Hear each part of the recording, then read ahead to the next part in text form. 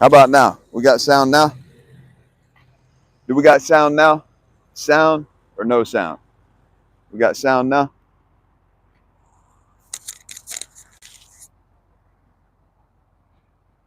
All right, cool. My bad, man. So check it out. What I was telling you guys, for like almost 2 weeks now, I've been talking about going across country, right? So we're taking the BMW, taking the bike, we're driving. I'm not actually going to make it in one trip taking the Mercedes. My wife is driving that car. We're probably not going to make it in one trip, man, because we have been working.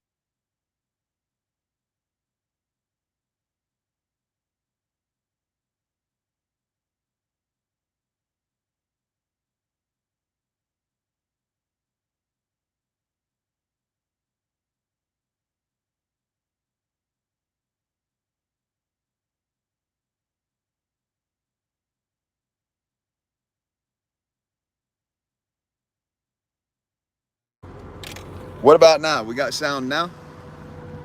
We got sound now? Do we got sound now? Tell me if we got sound right now. Yes or bad? All right, cool. I'm gonna just leave the microphone off. You guys tell me if you can still hear me whenever I put this shit in the holder. What about now? Can you guys still hear me? I just put the nah, I got the Bluetooth off on the car. It should be off. We good right now? All right, man. We're about to take off. We're gonna hit it.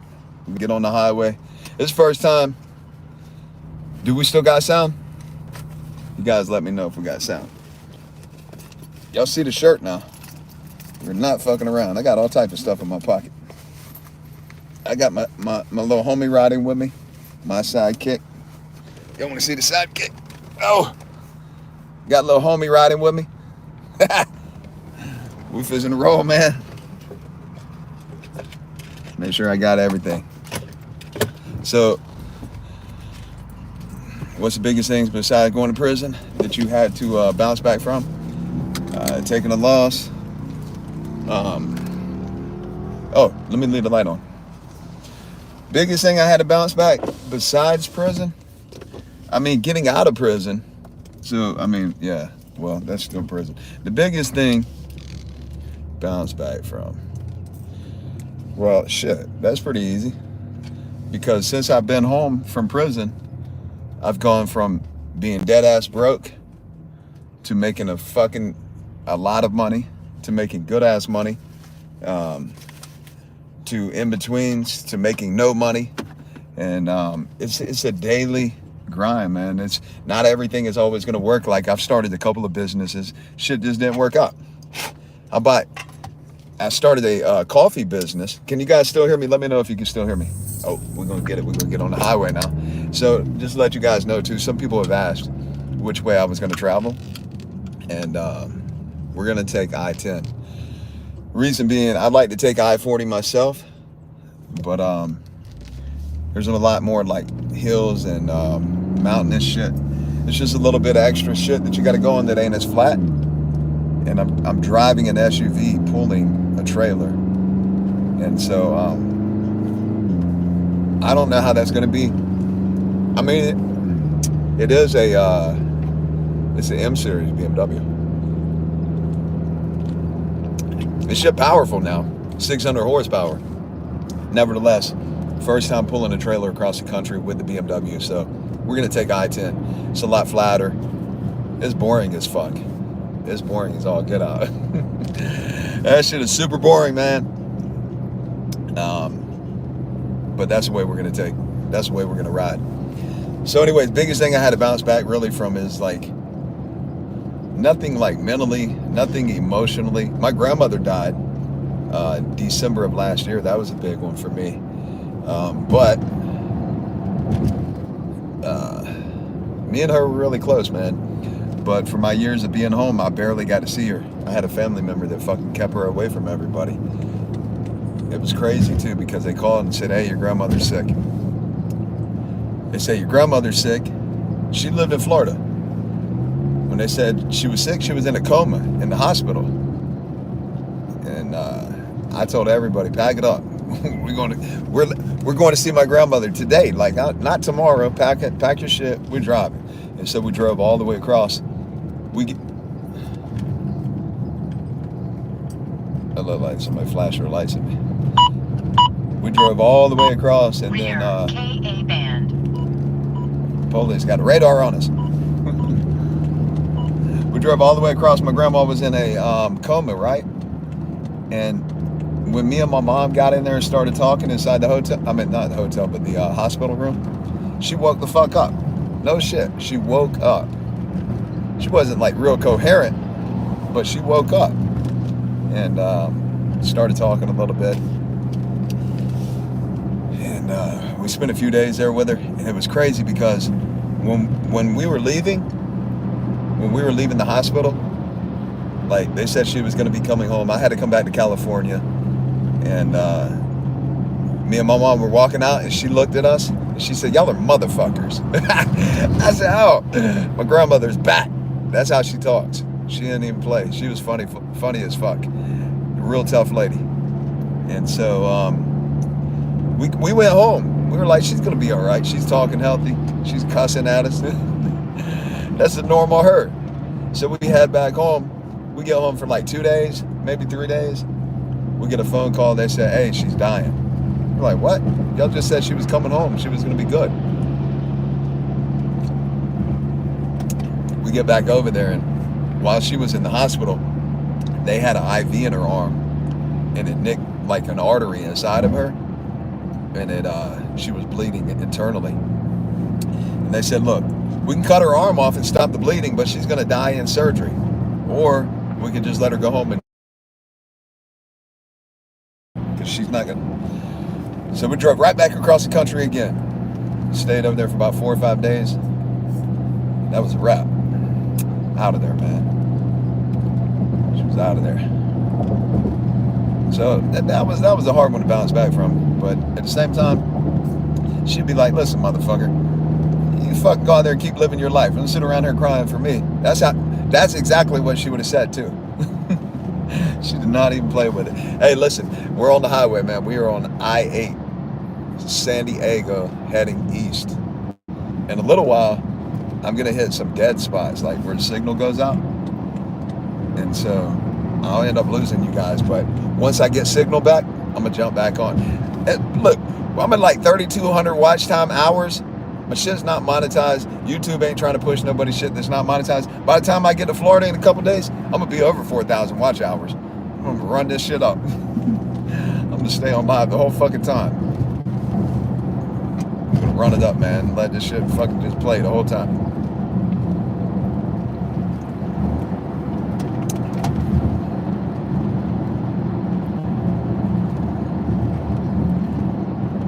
You ever feel like you're really close with someone only to have them betray you? Yeah, 100%.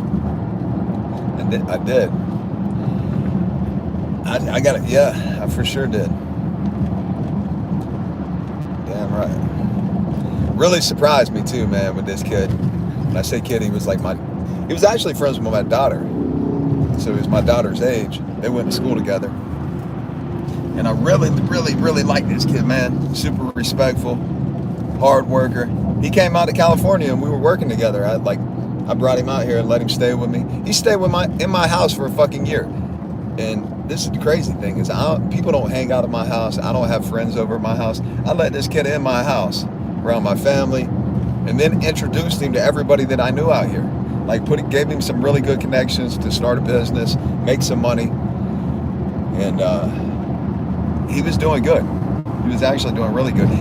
He was living in a house that was like $6,000 a month. Big dumb house. Like he went from broke on his ass to like with nothing to fucking doing really good. And then he pulled some real slime ball shit. He owed a bunch of money to a friend of mine, and he checked out. He took the man's money and fucking dipped.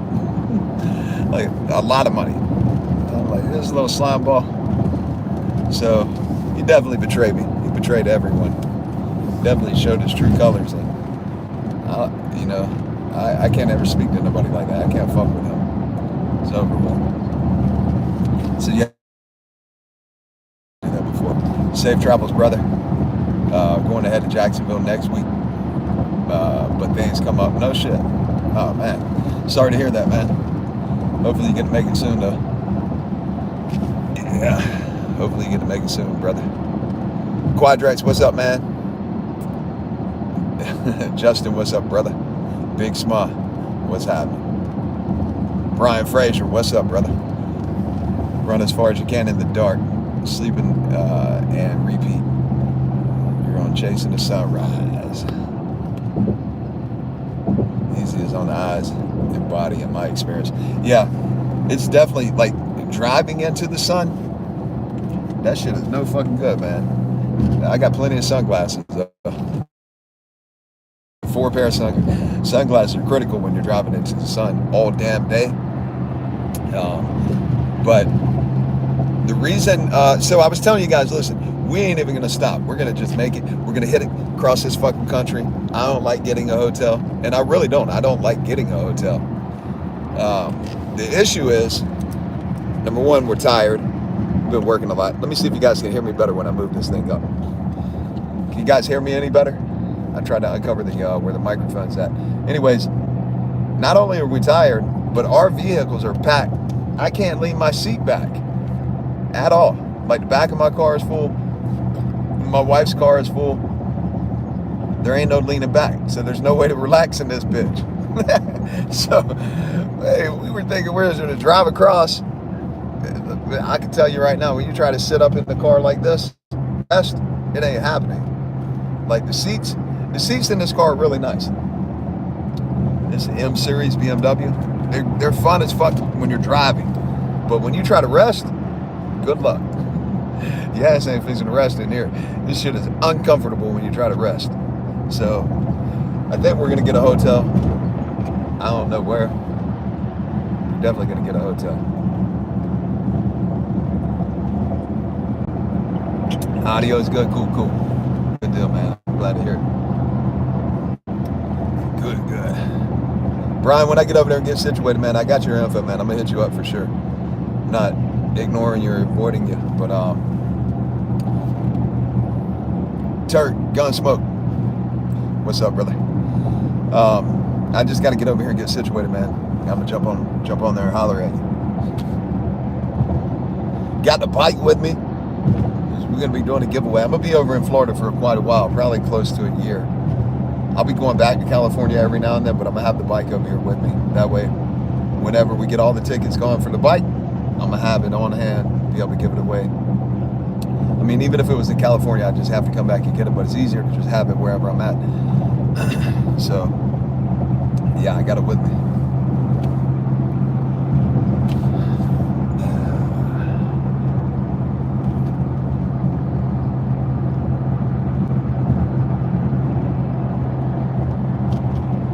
Come fishing out here. Oh, Ponte Vedra? Hey, man. Ponte Vedra is nice. I like it out there. Hey, when I lived in Jacksonville, when I caught my charge in Jacksonville, Florida. So when you talk about Ponte Vedra, guys, that's like the beach south of Jack's Beach. Basically, it's in Jacksonville. It's the nice side of town in Jacksonville. So when I was in Florida, before I caught my charge, the last job that I done was in Ponte Vedra Beach. They were building a doctor's office, and I did the grade work for the parking lot. Did the parking lot grade work, and I have 5 guys that worked for me at that time, and the grader operator, if any of you guys know what that is the guy that runs the motor.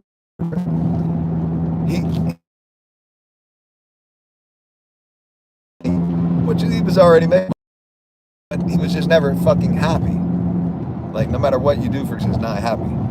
And so, this is all my fault too, man. We got the guy. So when you, in Florida especially, when you grade a parking lot or a road or anything, you know, before they pave it, it's got to be on point, because it rains so much over there. You got to you got to do it according to the blueprints, so that when it does rain on that pavement, all the water drains to all the drain boxes and the catch basins and the and everything. He's checking the grade. Him and the guys working are checking it. But the motor grader operator is like in charge. He's like, he's just like the supervisor we had. Man, this fool, they came out and did a density test on the Lime Rock. It was a long time ago, so I'm trying to remember what it was called. They come out and did this density test. So they test the compaction of the lime rock. And if it passes and everything looks good, they come in and pave it. They paved the shit right after that. So it all looked good. I didn't go back and check all the grade behind the guy. It looked good. It passed the density. I'm like, go ahead, pave. Oh my God. When they paved this shit and it rained the first day that it rained, water sat all over the parking lot. The shit wasn't draining nowhere. I was like, oh my God, this is terrible. So the only thing you can do in that situation, you can either repave the whole parking lot or you cut trenches and go back and put patches. So I ended up putting patches all over the parking lot. It was terrible. Like, if that was my business today, I would have just had to repave the whole fucking thing. But we put patches on. And it's crazy because that doctor's office, like, it was a real nice doctor's office in Ponte Vedra. When I went by there, it's still like that. It's got the patches in the parking lot to this day. I'm like, oh no.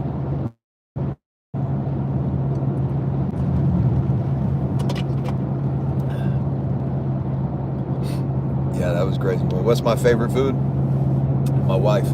Oh, no. Favorite food? Chicken. I like eggs, chicken breast. When I say chicken, I'm talking like grilled chicken, not Kentucky Fried Chicken. But yeah, I like chicken, man. If I had to eat something every damn day, just one thing, it would be chicken and eggs. Much love. Be back on a bit. All right, man. Be safe, brother. Have a good night. I'll be on here for a while, so you can come and tap in. Levi, what's up, man? Safe travels. I appreciate it, man. We are traveling. We are doing a road trip right now from San Diego. Right now I'm in an area, I don't know if anybody knows this. Somebody on here probably knows. It's called Alpine, California, right outside of San Diego. It's fucking pretty over here, like really pretty. It's kind of like country, but it's still only a few minutes from San Diego. But it's mountainous. It's fucking beautiful over here, man. Really, really nice places. There's some big houses out here too. But yeah, we're headed east. Just left. We're running behind too, man. We were supposed to be gone 2 days ago. But damn, it's just a lot of work, man, getting our shit done.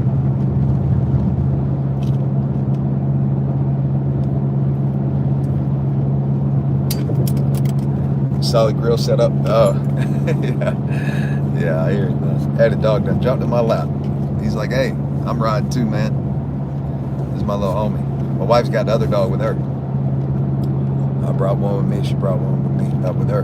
Quadrex, what's up, pimpin'? How you doing over there, brother? All the way from Ireland.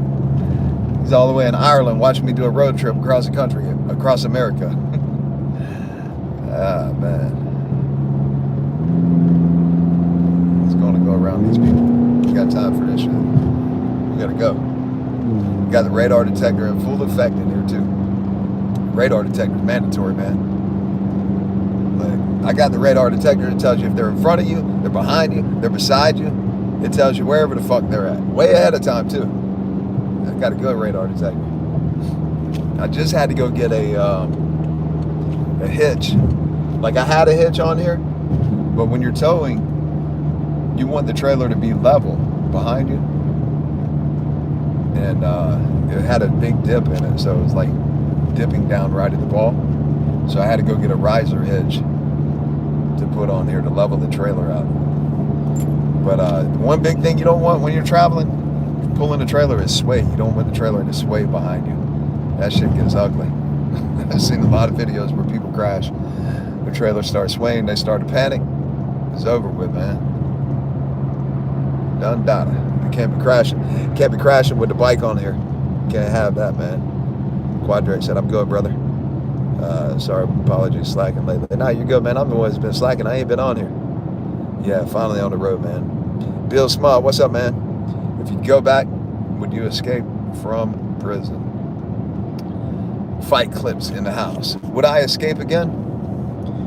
if I could go back, like, I mean, if I could go back, I wouldn't change anything. And the reason being is that if you go back and change something, then the course of your entire life changes. So the biggest turning point for me, the biggest learning point, the biggest fucking turnaround in my life was sitting in solitary confinement. Not pussy ass confinement where you got a roommate. That shit's easy. You can talk to your roommate all day. That's easy breezy. Fuck, you can sit in that fucking cell all day with no problem. I mean, nobody wants to be in prison, nobody wants to be in confinement. But my point is, there's two different types of confinement. You got solitary confinement, and then you got confinement with the bunkie. And if he's a bitch, you just get him out of there. You get a new bunkie. But solitary confinement is another beast. And sitting in there for 2.5 years. Hey, there's people that sat in solitary confinement way longer than me. There's people that sat in solitary confinement for decades, 10, 20, 30, 40 years, which is crazy. But, so if I could go back and do it again, I wouldn't change a single thing, because like, I would not be the person that I am. And the person that I was before I escaped, before I went to solitary confinement, not saying I was a bad person, but I was on, like, my values. I didn't give two fucks. I cared about myself. That's what I cared about. I cared about myself. And I would have never gained the mindset that I have. Like, I always had a positive mindset, but I never understood it. And sitting in confinement and studying for fucking years gave me the tools to understand the mindset that I have that's allowed me to get to where I'm at today. And not saying it's a motherfucking breeze, because like I said earlier, I've gone back and forth. I've done well, I've struggled. I've done well, I've struggled. I mean, when I say done well, like I've done well financially. I made good money. And then I've had to start over. I mean, I started the coffee business, like what I was saying on here earlier. I started the coffee, CBD infused coffee business. Thought I was going to hit it out of the park with that. And then bought 80,000 K-Cups. 80,000. 80,000 K-Cups. I bought a coffee filling, K-Cup filling machine, like a big one, an industrial one, like real deal shit. Got some CBD, started infusing it, mixing it. Got the mixture down pat. When I ordered 80,000 K-Cups, this shit came on pallets on a semi. It came all the way from overseas.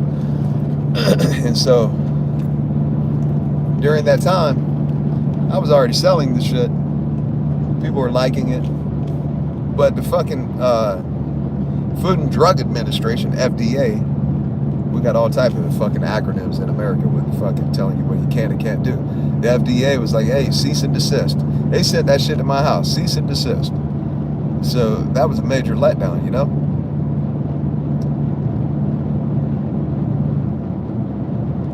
Get some people on the phone selling the K-Cups. No, listen, this is what just happened. I had to clean out a storage unit that I had for about 2 years. I was paying like $300 something a month.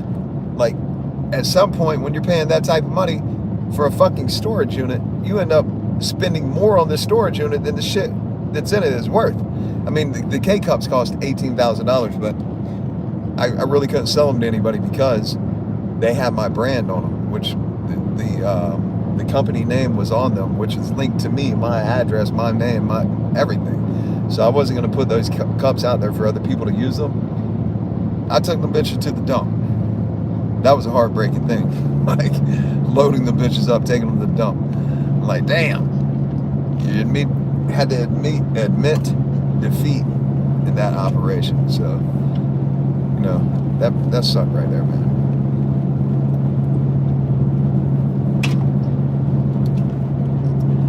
Yeah, it's a hard one to swallow, but it's also, you know, you look at it and you learn from it. You look at it and you learn from it, and you do a little bit more research the next time if you're trying to do something like that. Because what I didn't realize was that coffee. So when you think of coffee, it's a fucking drink, but it's regulated by the FDA because it's considered a food. Coffee is considered a food, and the FDA at that time when I was doing it said you could not infuse CBD into a food product. So I could have did it anyways and just sold it here and there. But the shit was linked to my address. I wasn't having no government agency coming to my house over some shit that it's just like I wasn't gonna go through that. So we just quit.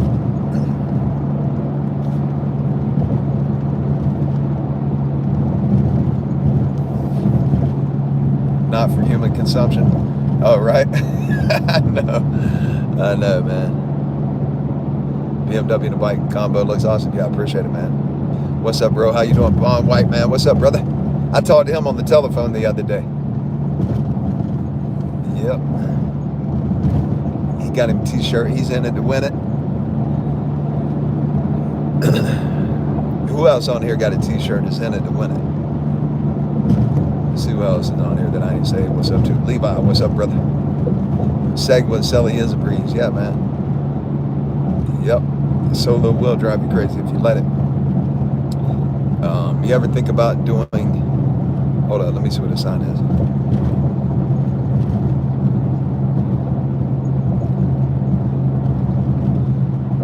Ever think about doing with a local meetup with subscribers in Jax? Would be fun as hell. Not in Jax, I wouldn't do it because, no, I would not do it there. And the reason being is that, like, I still go to Jacksonville. I'm headed over that way now, but I'm not hanging out with people. Like, I still know a lot of people over there, but my case is from there. And even though it was proven to be an accident, I don't want to, like, tantalize the dude's family. Like, and I don't trust them.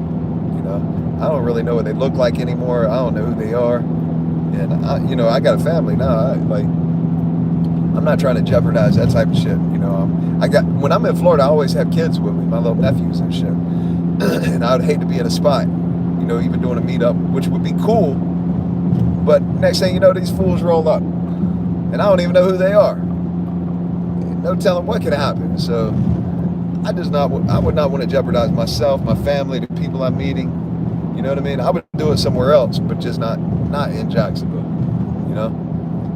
Not in Jacksonville. Yeah. Yeah, it's and it's not even really that it was high profile. It was blown out of the water more than anything. The thing that even made it more high profile was the fact that I escaped wearing a guard's uniform. But they did try to make it like it's a big fucking deal. They tried all type of fancy wording with it. Tried to say it was a drug deal going bad. A complete lie. Well, no damn drug deal. It was a woman that fucking lied. Got her brothers riled up. She told my wife a bunch of bullshit. It was fucking, yeah, I was flirting with the girl, but goddamn. Then she went and told her brothers that I slapped her, scratched her car, and ran her in a ditch. None of that happened. Not one single thing of that happened. Never slapped no woman. Never. I ain't scratched that girl's car. She wasn't even in her car.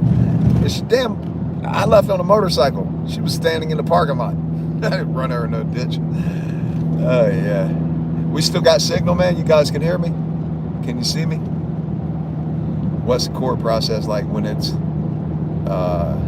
so much on the line? What do you mean? Like, what is it for? Like, for the person going to court when you got a lot on the line? Is that what you mean? Like, what is the court process? Like, they're doing road construction, man. I just had to go outside. Oh, yeah. So this is court process when you got a lot on the line. Like, I'm going to court. When I was going to court, they were like, they got me charged with first-degree murder, which is a fucking capital felony. That means you could be put to death. And the worst thing about any case is not knowing. I don't give two fucks what attorney you got. I don't care how much evidence you got proving your innocence or whatever the case is, right? You don't know what the outcome is going to be. And because you don't know, all you can do is speculate. Think. You cannot quit thinking about it. What is the outcome going to be? What's going to happen? Over 2.5 years with no bond, 0 bond. They said this man's a flight risk. It was a flight risk. But nevertheless, sitting in the county jail. And then I had to go to court sometimes once a week. You go, begin with, they wake you up at like 4:30, 5 o'clock in the morning somewhere. I don't know, early as motherfucker. Court don't even start till like 9 o'clock. And you got to go down here with a bunch of knuckleheads and screaming and hollering other inmates that are just like they got no type of home training, no type of respect, and just full of ignorance. You got to go down here with all these dudes screaming and hollering, and then you got to sit in all these cells, holding cells for hours and hours and hours. You're shackled, you're handcuffed.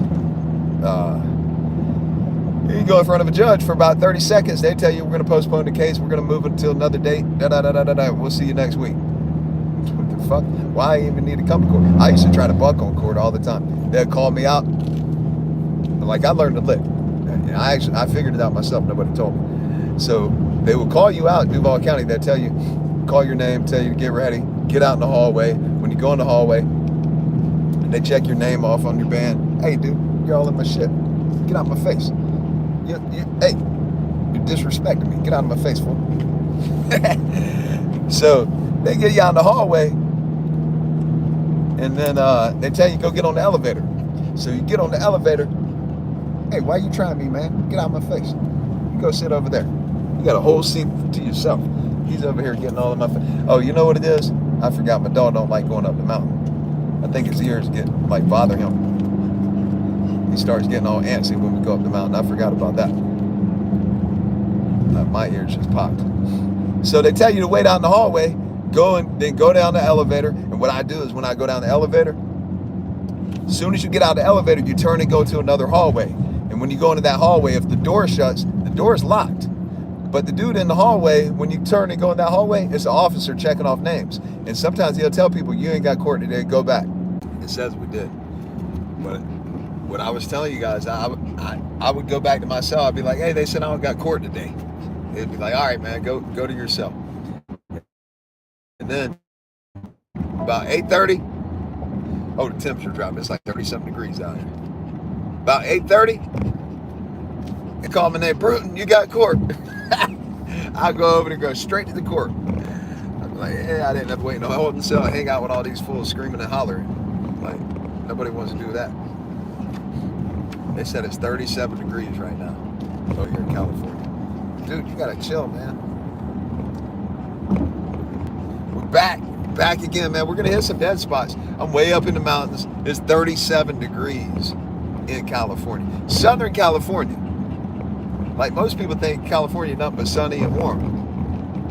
And for the most part, it's warmer than everywhere else. But right now, my car, the alarm just went off and said it's 37 degrees outside. What's the temperature where you guys are at right now? I know it's cold, way colder than 37.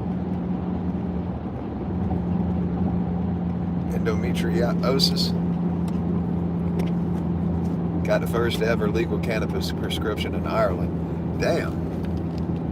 That's cool, man. I'm glad to hear that. Peaches, what's up? How you doing? Cross Country Live. Hey, Peaches, you missed it. You didn't get on at the beginning. We got the bike on the back.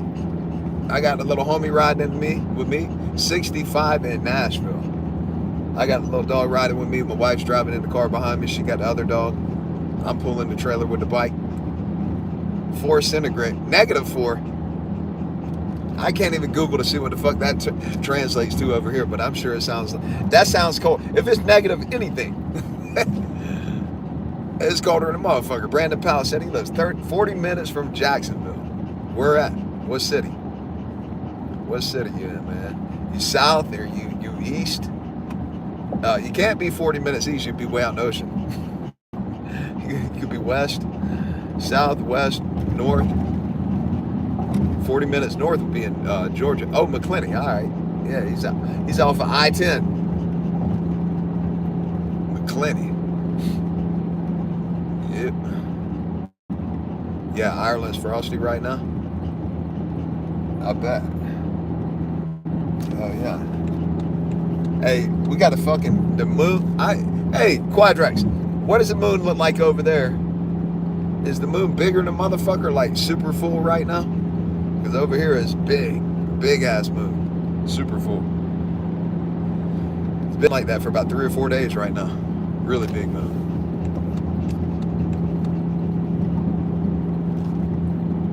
We still got signal.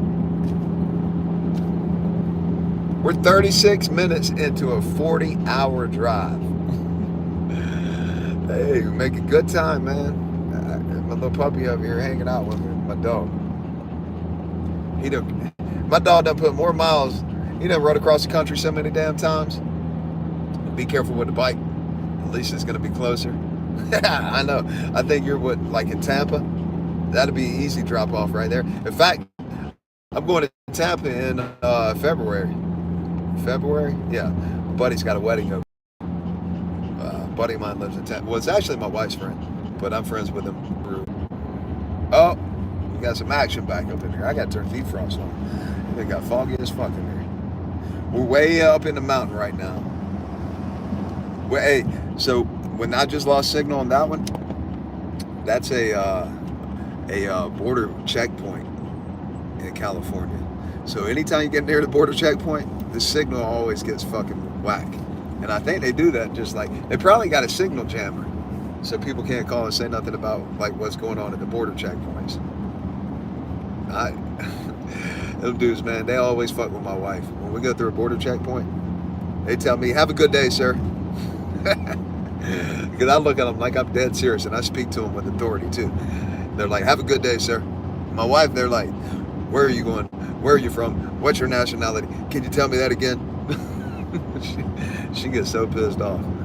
She's like, I'm the only one that ain't been in no type of trouble, like done really well in life. She's like, you got a long ass record, been in all type of trouble. They tell you have a good day, then they harass her. What the hell kind of shit is that?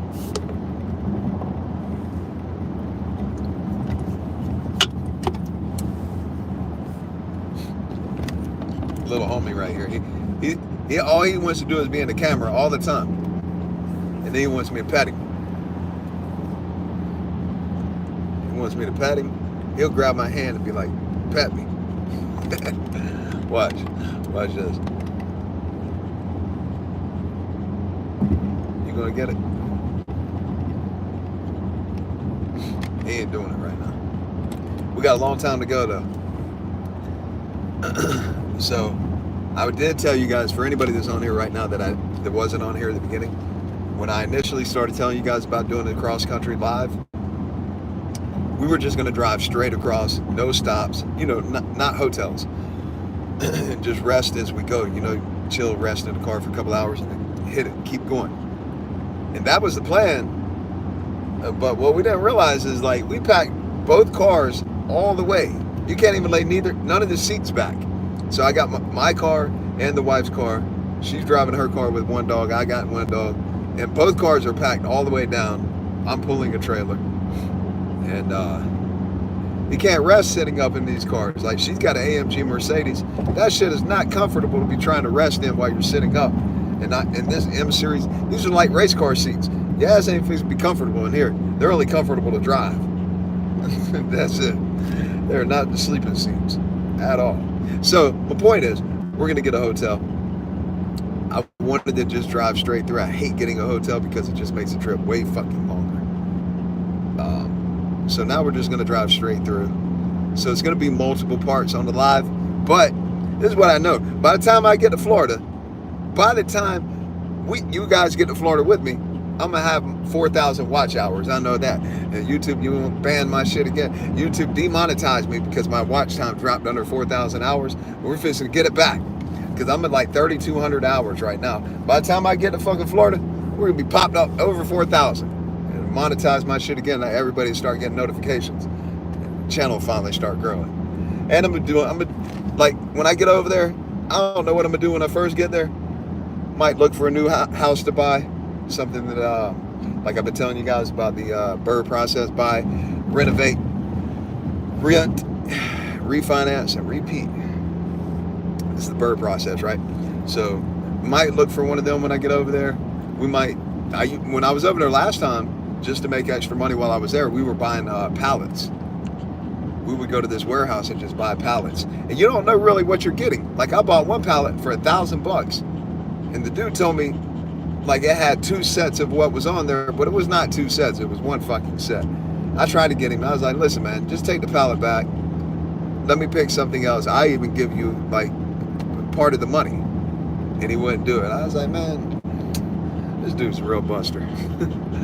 So I think I gave, it was a picnic table, not a picnic, but a patio furniture set. They said there was 2 of them on there. There wasn't two of them. It was a really nice one. It was a real big ass patio set. We had a fire pit in the middle of it. It cost like $2,300. Bad.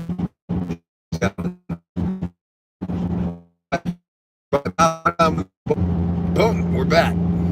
It ain't kicked me off that for long that time. I normally stop right over here. There's a gas station over here. There's a gas station in California. When you're headed east toward Arizona, it's called the I think it's called like the Golden Acorn.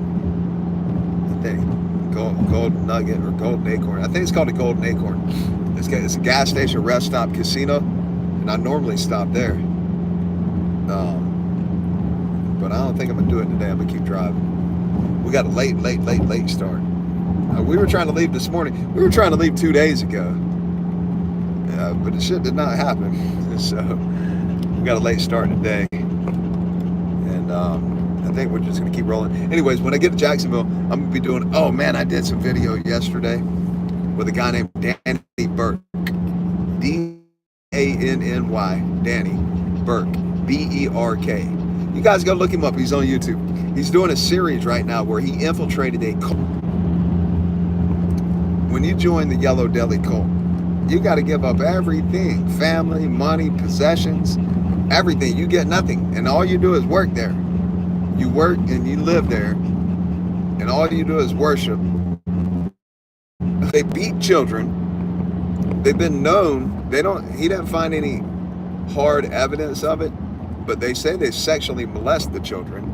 They beat the children. They call it love. They hit them with a stick. If they do something, like one of the kids put his hand in his mouth, and the mom took him inside in the building and was beating him with a stick. Like, I get it. Punish a kid, spank a kid. I don't got a problem with it. They're beating these kids with a stick, hitting them all over their body. And anyways, they infiltrated that. He's doing a series with another guy named Ben. Damn it, what is Ben's name? Ben's maniac too. He's a professional slackliner. That guy Ben, but he's a professional infiltrator. This dude, he infiltrates TV shows. The dude's crazy. He's a trip. So, anyways, I got that video coming up. A lot of video with sounds like church here in Ireland, some real bad cult like abuse. Yeah, that's crazy, man. It says we got no people on here, but I just got a comment.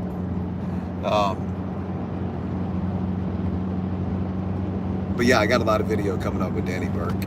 I got to get back when I get over here to Florida. I'm gonna edit it and put it up. But then, whatever I got going on over there too, who knows what I'm gonna be doing when I get over here. Whether it's looking for another house, I'll be videoing that. Working on my programs, making videos for my programs. They got a lot of bike shows over there too, in like Daytona. Be doing a lot of those. Any car shows too. They have some big ass car shows in Florida. Peaches, what's up? She said, I'm still here, hanging out. Yeah, she's waiting on the bike to get there. Can you make a video of Duval places you grew up? Yeah, I'll do that. I can do that. This shit's still ratchet. Like where I grew up at in Ocean Way, it was like last side of town that they developed. So there's a lot of new houses. It's got the newest shopping center. It's by the airport. Like everything over there, there's a lot of shit that's new. But you turn the corner and it's still white trash like a motherfucker. Ghetto as fuck. I'm just like, oh man, dang. I'll never get that completely. But yeah, I'll make some video. I'm actually, oh man, listen, the guy that gave me a ride when I escaped, not helped me escape. He didn't even know that I was escaped. He eventually knew, but he wasn't helping me because he knew I was escaping. We persuaded him to give us a ride. That dude just reached out to me after all these years. He was like, man, he's a real cool guy, man. He lives in South Dakota now. But, oh, and he told me, he was like, bro, for years I didn't know what was going to happen when y'all got out. He kept like Googling, trying to see if we were out. He was just like, I didn't know what y'all were going to do. I was like, oh man, like, we weren't going to do anything to you, man. Like, you didn't do nothing but help us. In fact, we put you in danger. Anyways, he gave me the exact location, the Google Map pin where he picked me up from, and the river that I swam through. Like, he grew up in that area, so he knows all the area over there. So I'm gonna go over there and do some video of that. Like, I never knew exactly where it was because I couldn't find the fucking location. Sean, his name's Sean, by the way. He talked to me on the phone and told me, he's like, man, here it is, right here, Google Map this. And I Google mapped it and got the pin. I was like, damn, that's it too. I looked at it on like satellite view. I was like, oh my God, that is it. I was laying down in the bushes, cops going everywhere. And then he gave us a ride. Obviously we got caught. I still need to read through your program and write your brother. Been dealing with dizzy spells and drooling on myself. Oh, not drooling on myself. I was reading that wrong. I'm just kidding. Don't know why. My narcolepsy's been bad. Hey, I'm sorry to hear that. Read the program, Peaches. Like, no matter what you're going through in life, I don't care what it is, whether it's the physical, anything, financial shit, emotional shit, relationship shit, life throwing fucking curveballs at you and fucking snow cones full of piss. Like, it doesn't matter what it is. Read the program, because implementing the simple strategies in this program, retraining your thinking process, your belief process, retraining this shit. Hey, it's probably going to go all the way dead because I'm hitting a real bad part of the mountain where normally, even on the telephone, you lose all signal. So it's probably going to die in a minute, like 100% die. But what happens is we get busy with life, you get distracted, and we don't ever take the time to actually study a mindset that would completely shift our life in a positive way. And a lot of times when you're talking about mindset training or anything when it comes to like mental type of shit, people are kind of leery, like, oh, I don't have any type of mental problems. It's not about having a mental problem. It's about creating this type of mindset that unlocks your true power in life, which is unfucking limited. So, Peaches, no matter what the hell you're dealing with, read the program. This shit's phenomenal. I'm nervous, but there's a way.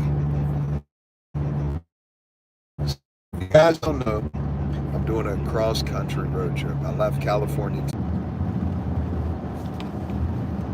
Peaches said, Quadrex. Quadrex been riding. Peaches, how long you been subscribed to the channel? I think it's a long, long time. Kelly Miles, Quadrex. Peaches, I'm pretty sure you was subscribed since way back in the beginning. Hey, we're out of the mountain. We're on the I-8 headed toward Cali, Calexico. So it's called Calexico, like California and Mexico, Calexico, or Mexicali if you're on the other side of the border, which is my little brother's. He got married in Mexicali. It was 120 fucking degrees the day he got married. I was like, God damn, bro, no AC nowhere in the desert. Super hot out there. I got a suit on. Looking crazy. Do they still require the VAC to fly internationally? I don't think so. But somebody else may be able to answer that for... you know what? My mom just flew international. My mom, my uncle, they went to Amsterdam. I don't remember her telling me that she had to get a vaccination. If you guys can hear me. Can you guys hear me again? Is anybody on here with us? Anybody on here? Can anybody hear me? Back live, doing a cross-country road trip. Me, my wife. I can't fly to America from Ireland because I don't have vax. That's coming to America? Yeah, see, it depends on where you're going. Like coming to America, they might say, yeah, you got to have a vax. But if you're going out of America to another country, they might be like, come on, fuck, we don't give two fucks. You know what's crazy? Like, Quadrex, what's crazy is they will tell you you can't have, you can't come to America without a vax, right? But if I'm right beside the Mexican border right now, like straight, you can't see it because it's nighttime. The fucking Mexican border from where I'm at right now is like a couple miles that way. Like you can cut straight through the desert. I'm in the desert now. And you can cut through the desert and boom, you see the wall. Sometimes you even, well, if we was out here at daytime, you would see the wall. When you go to Mexico and come back, they ain't asking nothing. They ain't checking nobody. They're not checking your temperature. They don't give two damns. But going into Mexico, it was crazy. Like when I would go over to Tijuana from San Diego, homie, what are you doing? You gonna go chill? You're gonna go lay down.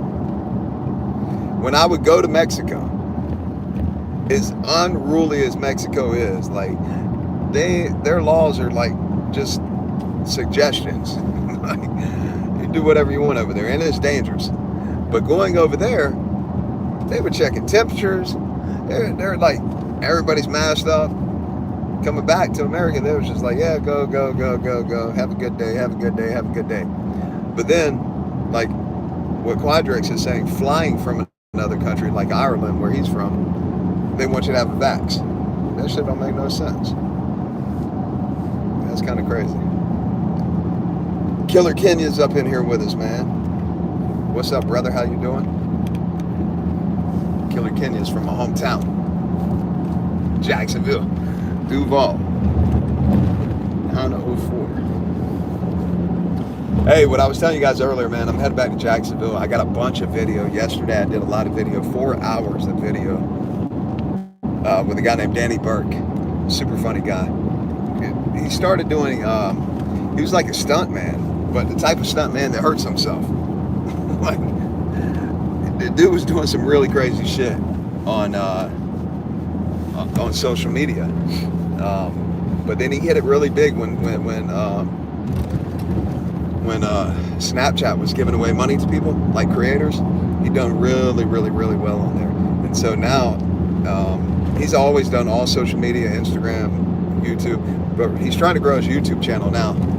And he infiltrated this cult called the Yellow Deli cult in San Diego. They actually have them across the whole country. But, you know, he didn't even know about this place. He went to a restaurant one day and was like, this place is kind of weird. And he started checking into it and found out that they're like a real cult.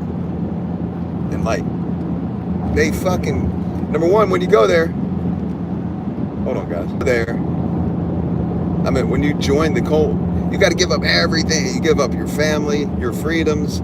You don't get no social media, no television, no outside world contact. You give them all your money, your possessions, your belongings. You give them every fucking thing. And you have to believe what they believe. And if you say differently, they kick your ass up out of the cult. And so they beat children. Like, they were beating children when my buddy Danny was there. And he just released a video, I think, about the child abuse thing. Supposedly they even sexually molest children. Like, it's foul, man. When he was telling me about it, I was kind of hot. I'm like, what the hell kind of shit is this? We still got people on here. It says we got 0 right now. 0 people. Oh, 1 person. I know Quadrex ain't going nowhere. Quadrex in here. He gonna be on here the whole 40 hours. Just checking in. How y'all being on the road? Be safe. Yeah, man, we're good on the road, homie. Oh, we're clear? All right, Peaches, thank you. Quadrex, he does not play. He was in the hospital. Quadrex laying in a hospital bed. Still getting on the live. That's my dog, man. I'm going to meet him one day. I don't know if I'm going to go to Ireland and he's going to come here, but we're going to meet one day. If you don't know, I'm doing a cross-country live. I'm moving to Florida. When I get to Florida, I'm going to edit a bunch of videos, so I'll have a bunch of video coming up for you guys. And then whatever I got going on in Florida, whether it's we're looking for another house to buy, to rehab, and then rent out, refinance it. It's the BRRRR process, right? Maybe doing that when I get there. To generate some income when I first get there. We may go back and go buy some pallets. So a while back we were doing that. When we went over to Florida, we'd go buy these pallets. It's like return stuff, overstock. You never know what it is. It's kind of it's a real gamble, really. But you can't.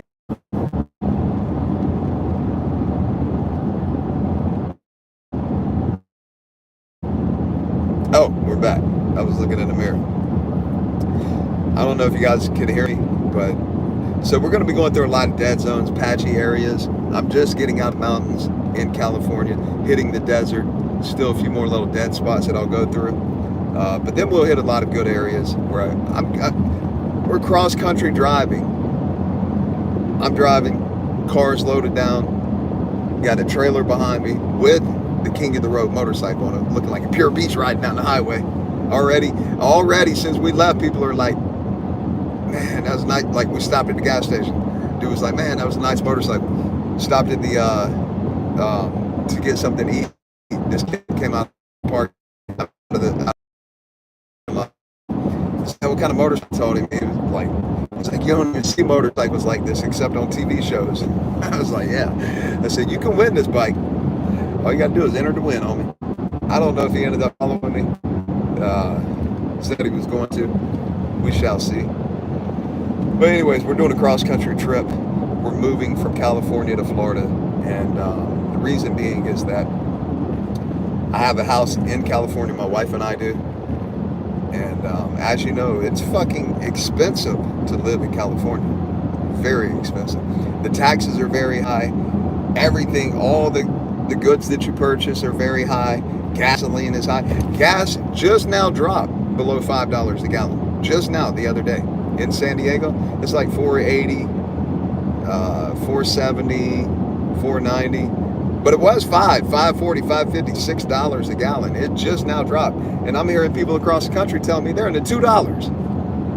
And so anyways, it's expensive as fuck to live in California. It's nice. I love it there. I made a great life there. I met my wife there. If I didn't go to California, I would have never met my wife. And honestly, even with my mindset, I'm like a way different person than when I went to prison.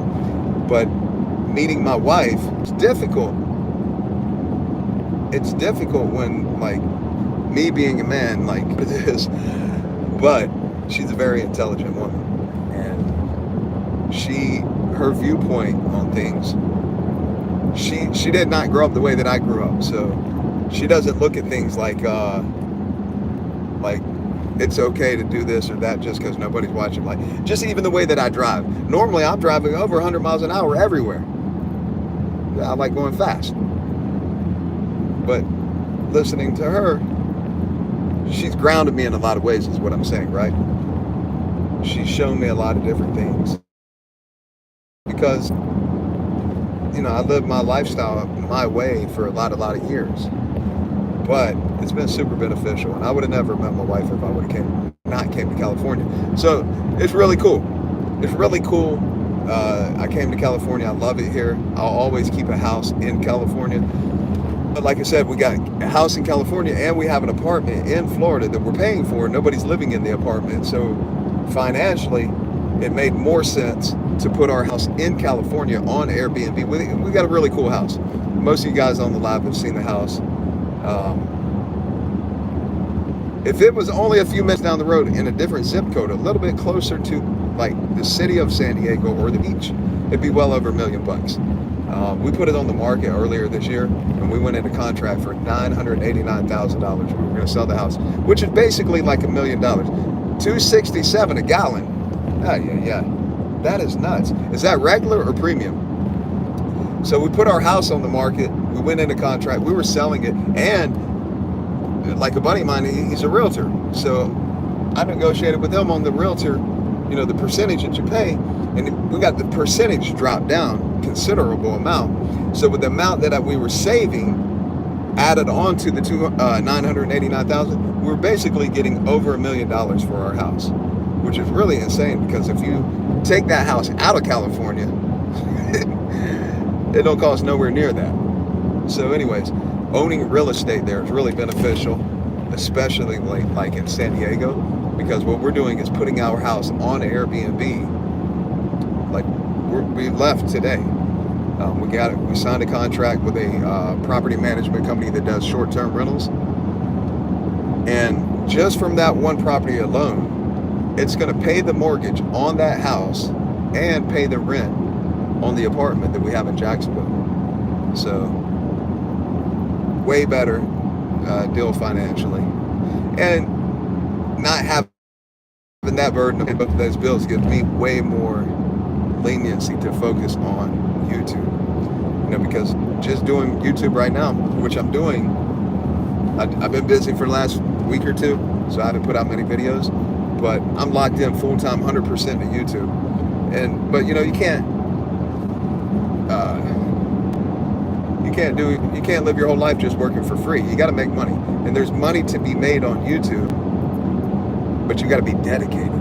You got to be really fucking dedicated, and you got to learn, you got to grow, you got to change things, and so that's where I'm at now. My move to Florida is going to allow me to dedicate more time, more energy, more focus, because I'm not going to have as much financial overhead burdening me while I'm not making any money with YouTube. Because right now I'm not making any money with YouTube, with any type of social media.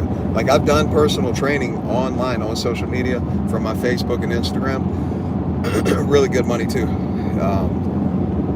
But right now I'm just focusing on telling my story, and then eventually getting my movie made. So I already have a movie script about my life story. It's already written, 100% written. I just need a financial backer. I even have a producer for it, but I need a financial backer. So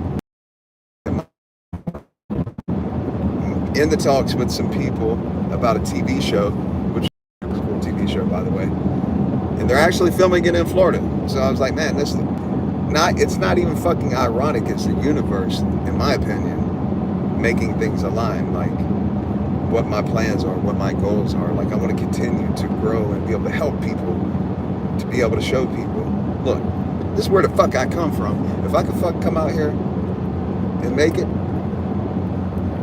hey man, why the fuck can't you? You know what I mean? Like, why can't you? You know? Like, can y'all see real good right now? Y'all see what it says? BMW, the ultimate driving machine, right?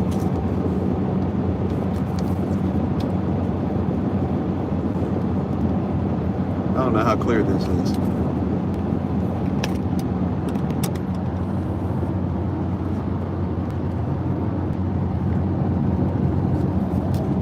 You can read the price on that, right?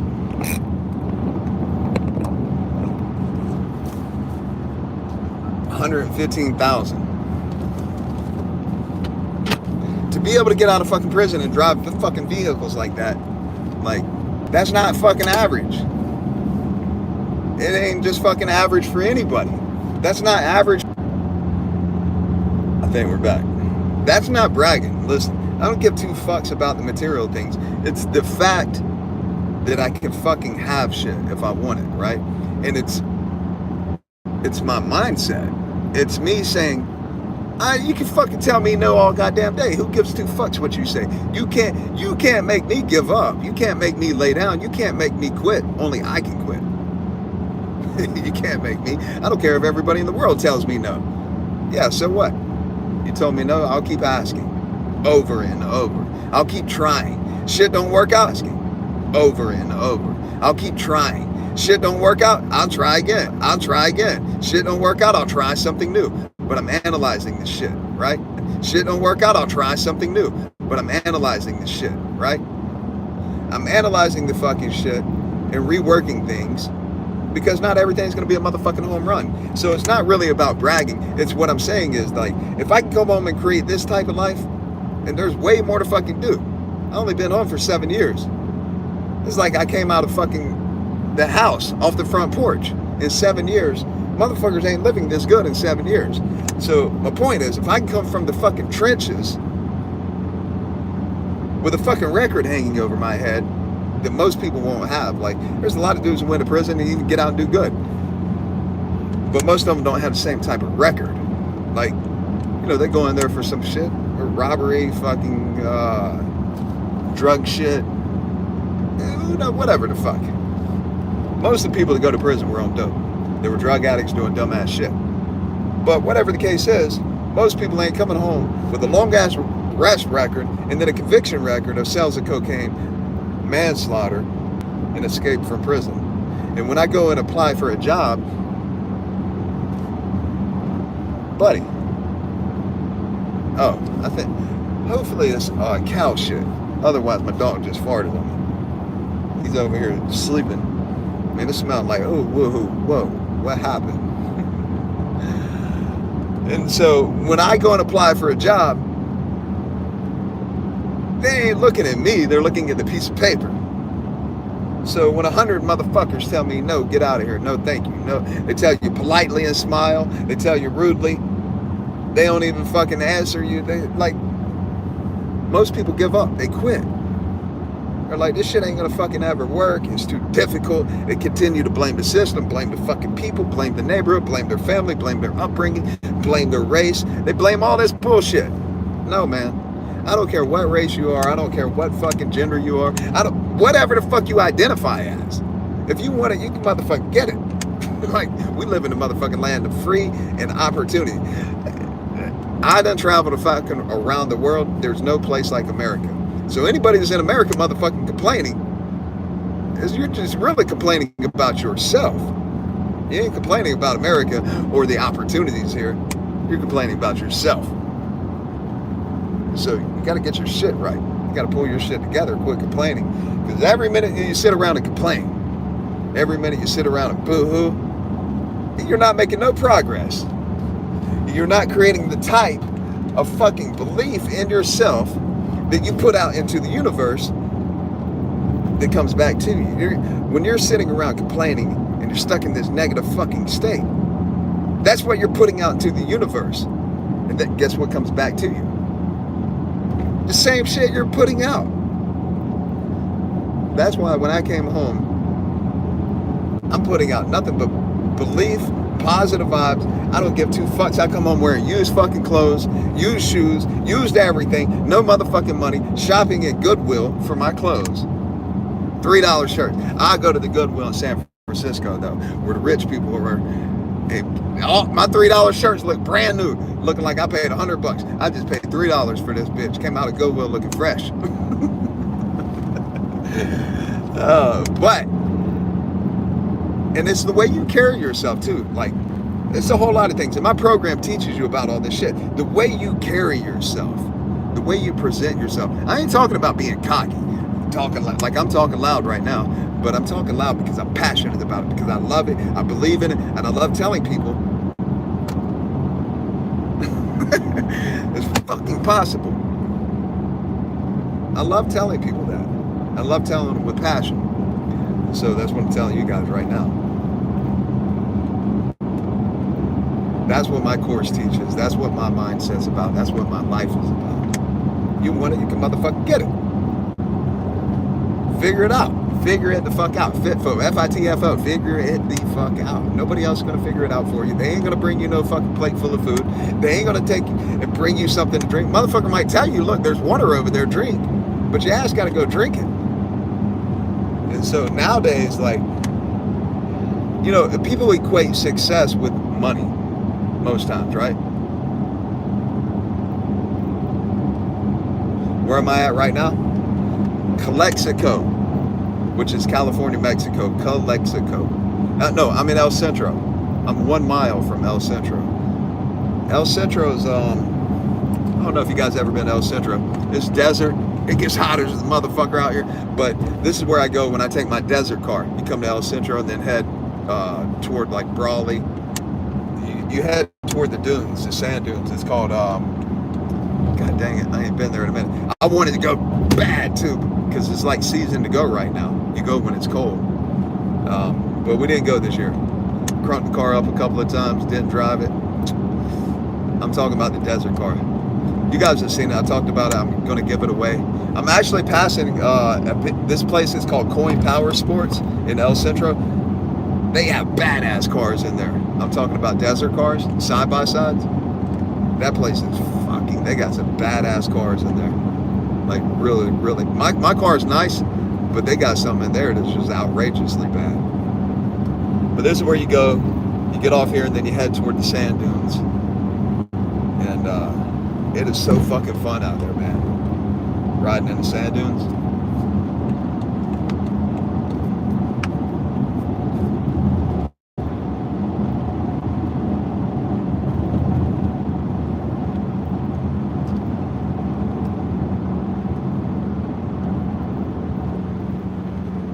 Peaches said, you got a great mindset and have done amazing beating the system.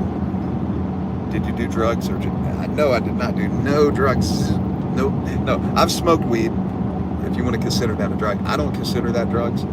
I don't smoke weed now. I've ate edibles. I don't eat edibles now. Weed is just not my thing. I never really enjoyed it more than anything. It made me paranoid. It's just not, it isn't any fun to me. I've ate microdose mushrooms. When I say microdose, you're not getting the high effect. You're gaining clarity, and you're able to think and look and think inside your head real fucking clear. If you get the right ones. I can't speak for any of them except for the ones that you can get them over here in California fairly easily. They're pretty big. So I've done that. And then back in the day, I'd done some ecstasy. But I never done no cocaine, never done no heroin, no meth, crack, none of that shit. Zero. Never will, never have, never, no, not at all. People do fall victim to that shit. Really, they fall victim to their own bad choices. And once they get hooked, bad day. Very bad day. Rolling, losing dice said, I love smoking, I had to let go. You talking about smoking weed? To me, weed, if you want, and it's so fucking weird. Left in the world, and these are the only fuckers that are holding it back, and you still got these young people that are stupid and fucking ignorant. But weed, you get into the science of it. Number one, our bodies are full of cannabinoids. It's part of cannabis. There's cannabinoids in our body. But weed, there's a bunch of science behind it. It helps with a lot of medical benefits. I'm not talking about just sitting there blazing all fucking day getting high. But if that's what you want to do, I don't give two fucks. Do it. I'm talking about there's true medical benefits with science backing it up. The benefits of weed. About a year ago, he was my stepdad for a long time. Grew up with this dude, still love him to death, still go visit him. He lives over here in California. He got cancer a little over a year ago. And he's big into cannabis. He moved to California just to fucking grow cannabis. So he got cancer, and they wanted to do all these fucking treatments and do this and that. And he started making these capsules where he was extracting the THC out of the weed, out of the plant. He was extracting it, and he made these capsules, but the strain itself was called God's Gift. Anybody knows about weed, you probably already heard about that. There's a bunch of different strains out there, but the one strain in particular, God's Gift, they named it that because that's what people say it is, God's Gift, because it helps a lot of fucking people with cancer. So he read up on it.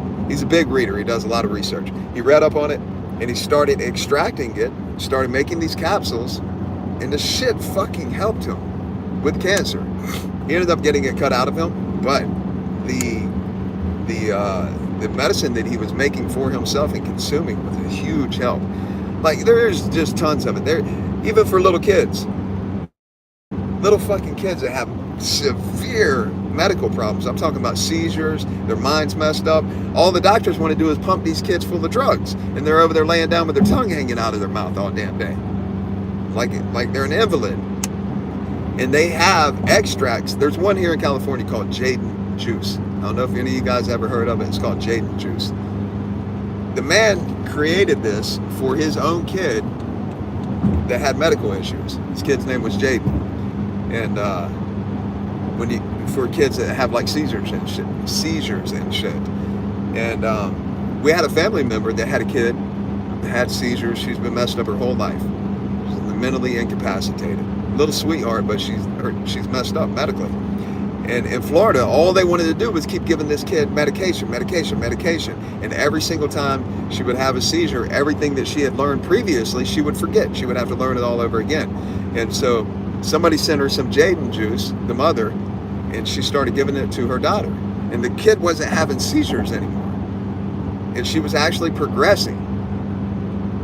And then The doctors, when they tested the little girl's blood and found cannabis in there, they told the mother, if she comes back here and she's got cannabis in her system again, you're going to jail and we're taking your kid. The fuck? Her kid. She packed all her shit, moved to Florida with all her kids. I mean, moved to California. Moved to California. She was like, no, we're not doing that. Like, you're not going to tell me what I can do with my kid. So, anyways, what's crazy is the fact that cannabis is not 100% legal.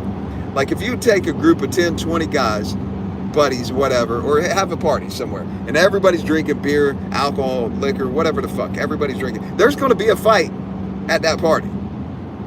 Always. It's going to happen. Guys get rowdy, they start getting cocky, arguing, next thing you know, a fight breaks out.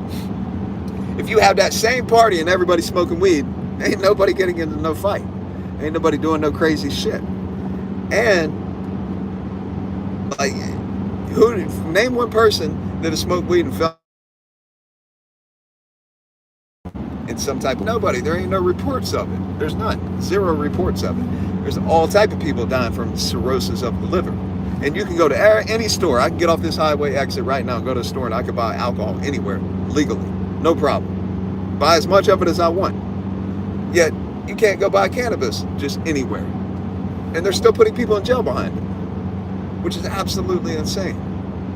And the old people that are prohibiting the shit, that are still keeping it legal, all of them politicians are probably alcoholics.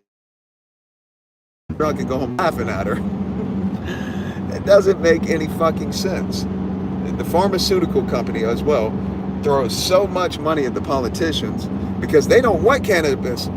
Like, when cannabis becomes legal 100% and people, the stigma backs off of it, do you know how many people that are going to get off of fucking opiates and medications that they don't need, that's fucking poisoning them, and what that's going to do to the fucking pharmaceutical industry? Like, they're scared to death. They're like, oh my God, they're coming for us. And there's starting to be a lot more awareness of it. There's starting to be a lot more acceptance of it. We just need all these old people that are still hanging on, that don't want to listen to the science, and they're like, oh, drugs.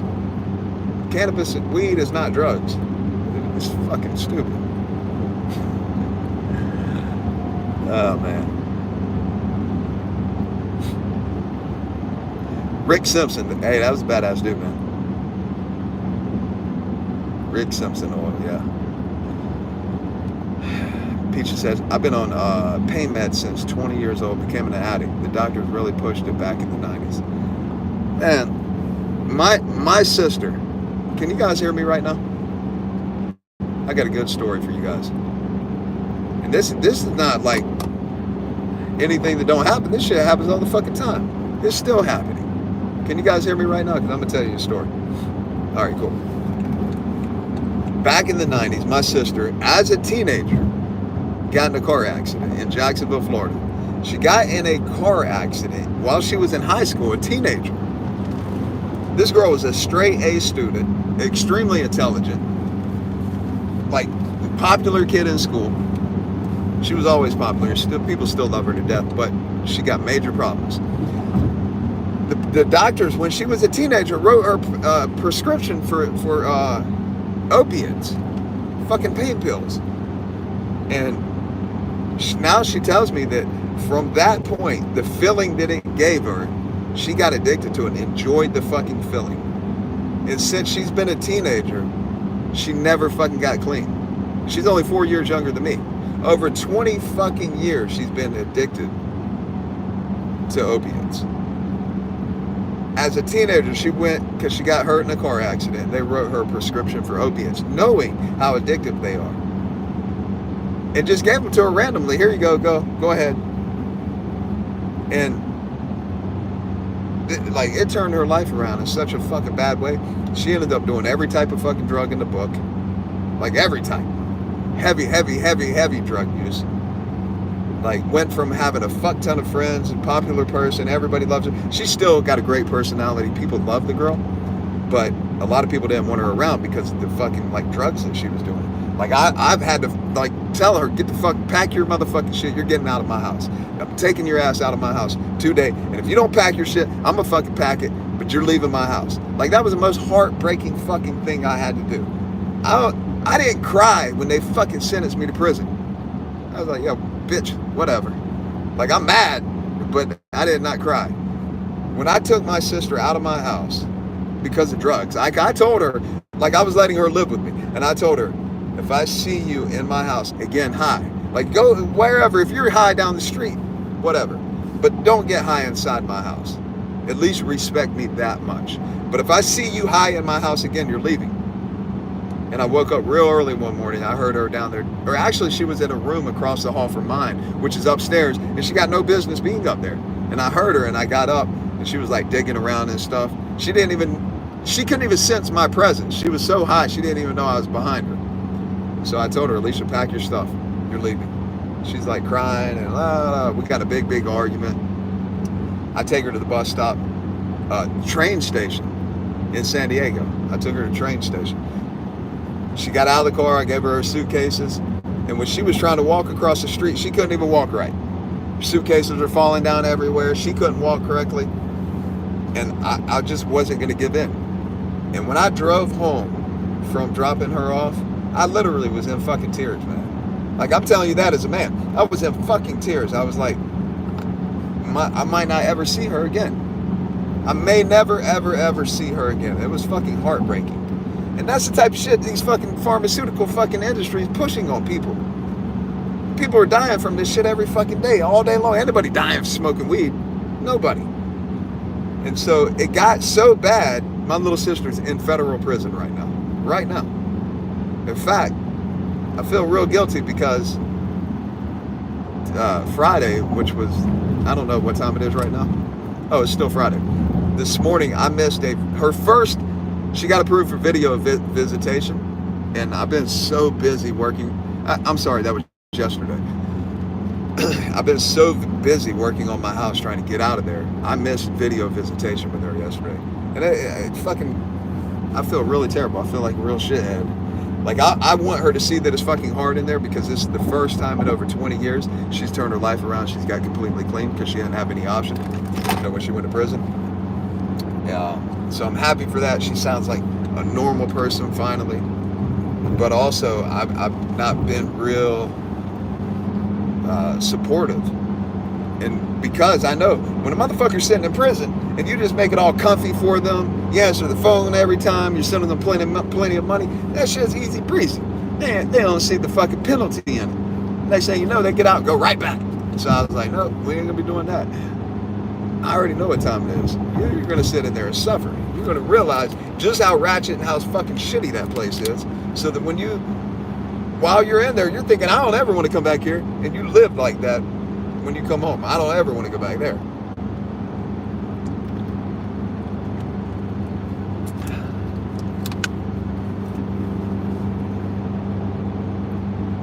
We got a lot of comments. Hey, anybody that's on here right now, mad respect. Much love to you guys.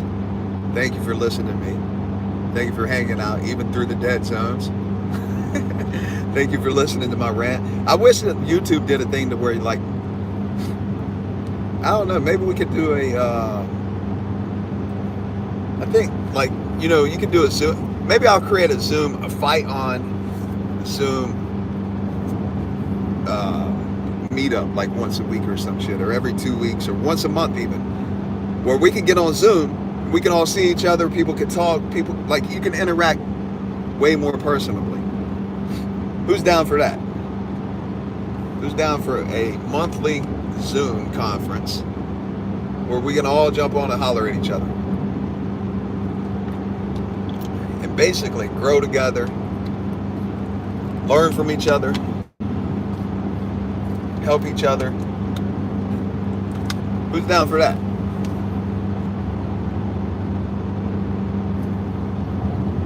Oh, Peaches, you take Subutex? I don't like the clinics because I think they get people hooked on much higher. Hey, are you talking about the Subutex clinics or the methadone clinics? So, my sister was going to a methadone clinic, and I'm like, man, we were trying to get her to dose down, and I'm like, Alicia, listen, these fucking things are state funded and probably even federally funded. And they rely on people to return, to keep coming back, coming back, coming back. Yeah, they tell you, we got to do a program, we're going to get you, go down, down, down. No, they boost that shit high as a motherfucker because they're just trying to get funding. They don't give two fucks about the people that are coming in there. All they care about is getting funding and keeping a job. Like, if they get people off of this shit, they're weaning people off, they're not going to have no more customers. A business does not thrive without customers. It's disgusting, man. I can't stand that shit.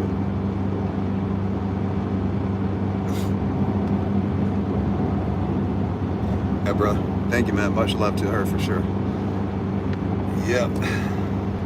My sister was a severe addict, even sex slave in Holland. She's clean now. Wow, that's crazy, bro. Glad she's clean. Is the air blowing in this phone? No, it ain't.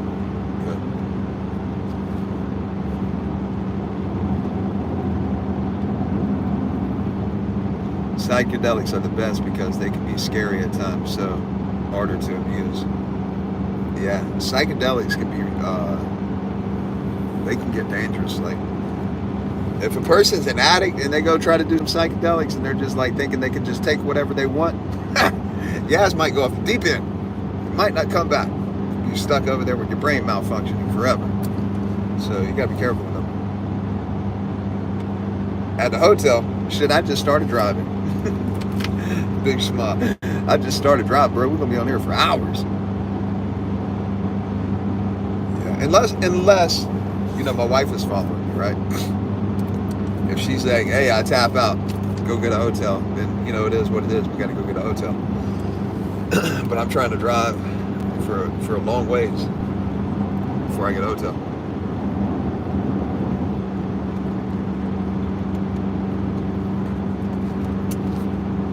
So,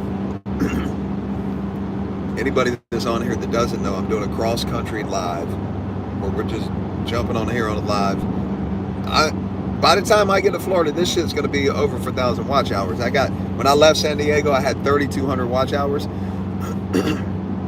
By the time I get to Florida, I'm going to be over 4,000 watch hours. I know that. I'm going to keep it on live. If I got a signal and I'm driving, the shit's going to be on live. No, we're not going to drive straight there. We were going to drive straight there.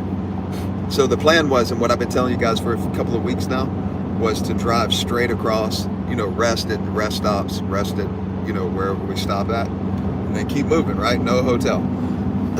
But the thing is, we didn't realize how full our cars were going to be packed. Like, our cars are packed all the way. Like, we have worked so freaking much that we're exhausted, man. Like, just keeping it real, we're fucking tired. We were up to about 1:38 a.m. last night, and then I got back up at like 5:30, just trying to get shit ready so we can get on the road. So when you're doing an Airbnb, which is what we're doing, by the way, we put our house on Airbnb in San Diego. You got to have the house fully furnished. We had to buy a lot of new shit, like all new comforters, duvet covers, mattress protectors, pillows, pillowcases, towels, and you got to buy good quality shit, right? Makeup remover, towels, soap dispensers. It's like a hotel. It's like a hotel, literally. And so we had to go out and buy a lot of things, then come back and set them things up, remove our personal items. And like, you don't realize how much shit you got until you really are having to pack it up. Like, to just move and move all your shit, you just pack it up. But to leave the essential things and then pack up some things and then pack up the essential things that you need to take to another house, it's just fucking time consuming. It's just difficult. Work rate is absolutely incredible. I don't know, man. I feel like I lack. Like,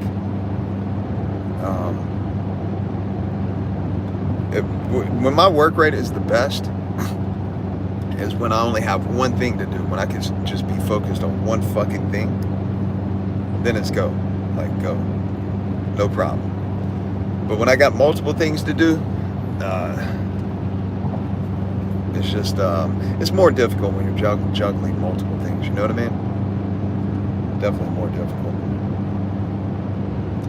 But we're going to be in Florida for about a year, and I'm 100% dedicated to grow my YouTube channel and giving you guys better content.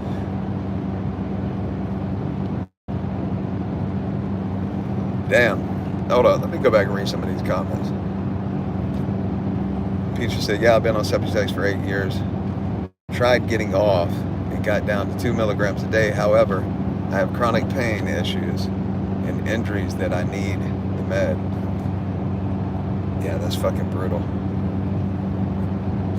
I was barely able to do anything, was living in bed, so decided to go back to 8 milligrams twice a day. Fuck. That's difficult. I hate to hear that, Peaches. So, are you, like, there's people that are like, all they're doing is seeking to get high, even with like methadone. I don't know about Subutex as much, but are you able to function, or are you just battling addiction, or are you strictly dealing with a pain issue? Which one, if you don't mind telling it on here, which one?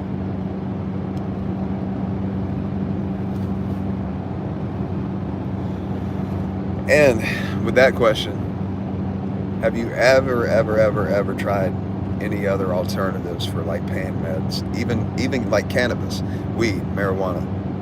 Have you ever tried that as an alternative?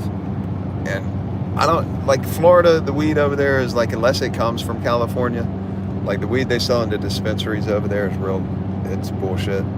It's not really, the THC count is really low. But if you ever tried any other alternatives, other than Subutex or methadone. Why did I stop doing YouTube the first time? So when I first started doing YouTube, I was telling somebody about my story, and then they told me about YouTube, and they was like, man, you should tell your story on YouTube. And they told me about Joe Guerrero, the After Prison Show. And then I was like, holy fuck, dude's murdering it. But Joe is like a real character, and he dedicated his life at that time to building a real YouTube channel. And I was like, damn, I thought it was just easy peasy. So I was like, fuck, I could do that. My story's way better. Like, Joe's cool as fuck. He's a great storyteller. But my life story, it just didn't compare. So I was like, damn, I'm gonna go on YouTube and tell my story. And then sitting in front of the camera is way different than just telling my story in person. Even doing lives, like me talking to you guys right now, is more like a sitting here conversation type of thing. If I'm conversating with somebody every time on camera, like if I did that every day, my YouTube channel would blow the fuck out. It'd be humongous right now. But I was sitting down in front of a camera, it was just like a weird thing to me, talking to a fucking camera. And so my shit was growing very slow. People said they liked the channel, but I would watch the videos and I was like, oh, this is horrendous. I can't even watch them. Like, I was just like, this is terrible. And I wasn't dedicated to YouTube 100%. And because I wasn't dedicated to it 100%, I wasn't putting in enough homework and research to see, like, how can I improve this? What can I do better? And then I just felt like, you know what? If I'm not going to give my 100% to it and actually create value for people, create, shit that people will watch, then fuck it. I'm not going to do it. And I'll wait until I can dedicate 100% of my time to it. And so that's why I quit doing YouTube for a while. I just started back a little over a month ago. And this time I'm doing it full time. Like over the last week or so, I really haven't been on here that much because we're making another move back to Florida. The plan was, when we came back from Florida, was to stay in California. We were going to stay in California in our house, but with doing YouTube right now full time, and I'm not making an income from it, financially, it's just, it's difficult. I got a lot of overhead. Uh, it's close to $15,000 a month in overhead. When you talk about mortgages, car payments, insurance, credit cards, just all your different bills, I'm right at like $15,000 a month in overhead. And so that shit can catch up with you real quick. And so doing YouTube right now full time and not making any money at it, financially, it just made way more sense to put my house that's in San Diego on Airbnb so that would cover the mortgage, plus put money in the bank to pay the rent for another place that I have in Florida. Like, I have an apartment in Florida right now. Nobody lives in it. And so that's going to pay, the Airbnb will pay the mortgage plus the rent. So to take a lot of stress off as far as like monthly finances, monthly overhead, it'll take a lot of stress off, and it's going to allow me to dedicate all my motherfucking time to YouTube, which is, man, I'm super happy about that. It'll give me more time to get back to my project too, you know, as far as like networking with people. I got to find somebody, a financial backer for my movie, because I already have the script written. I got a phenomenal script for my movie, my life story about going to prison, escaping from prison. When I read the script, man, forget it. When other people in the movie industry have read the script, they're like, this should be a movie right now. They're not financial backers. They're just people that have a tie in the movie industry some type of way. Like, they're like, this shit's fucking legit good. And I can visualize it when I read it, and I'm like, you put the right fucking people behind this, this is going to be a big movie. Like, a lot of people are going to watch this movie. But, so that's going to give me an opportunity to start networking with people again. And anyways, I'm super excited about it because I'm going to get that project on the road. I'm actually signed a non-disclosure agreement the other day with a production company about a whole different TV show. I don't have the part, but I'm in the runnings for the part. And so I asked the casting director, not the casting agent that first contacted me, but the casting director. I was like, look, just keep it real. It is what it is. She said, you got an opportunity. I was like, oh, yes, this is great. So there's a lot of shit going on, man. But YouTube is going to be number one. I'm going to be right here. I'm not going anywhere with it. I'm going to be doing giveaways. I'm going to be doing anything that I'm doing in life, whether it's like buying house. I got to set this phone back down. So I bought my first two, like, we have a house in San Diego, but we didn't really consider that an asset that makes money until right now. We just started. Like, that house is a phenomenal house for us to be able to make money on forever. So we were going to sell that house earlier this year. I'm glad we didn't. We would have walked away with like a big chunk of money. But I don't know. It was a really good idea that we didn't sell it. It worked out for the best, because money in your hand just goes very, very, very easy.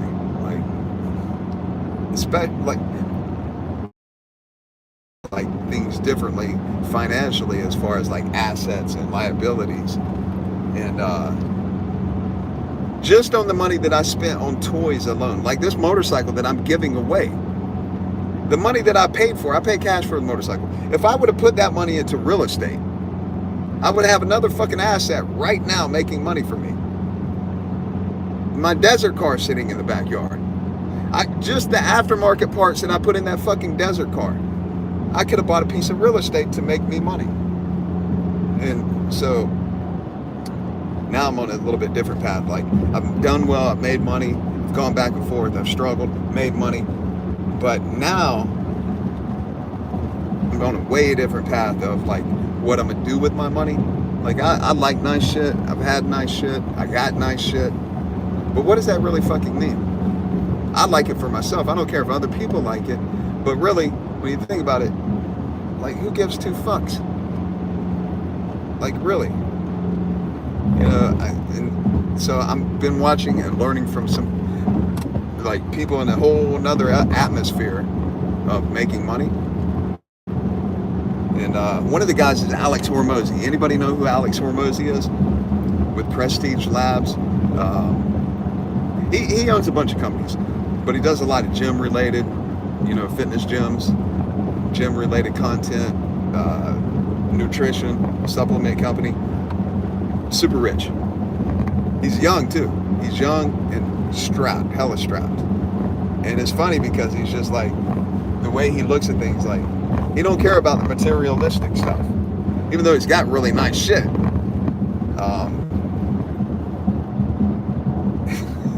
I was listening to him today. There was somebody asking people, random people, hey, how much is your car payment? How much is your car payment? How much, there's one guy that was like, oh, beautiful car. What do you do for a living? Well, somebody else is asking random people, hey, how much is your car payment? There's another guy that I think he's like in New York or somewhere. He'll ask people, hey, I'm doing a video. Can we see your apartment? And people will go and let him see their apartment. Well, this guy was asking people what their car payments were. And then Alex Hormozy was like watching the video and then talking about it. He's like, man, like, if you can't pay cash for the car when you're first starting out making money, don't get it. Like, and don't spend all your cash on the car. If you got 200 grand, definitely don't go out and spend 200 grand on your car. And so, just listening to people like that, I still like nice things. I'm still gonna have nice things, but in the future, I'm gonna buy. My money first is gonna go into assets that will make me money. Like right now, we're driving down the highway and we have $250,000 worth of fucking automobiles between me and my wife. Like, that's fucking outrageously stupid. Unless I got hundreds of millions of dollars.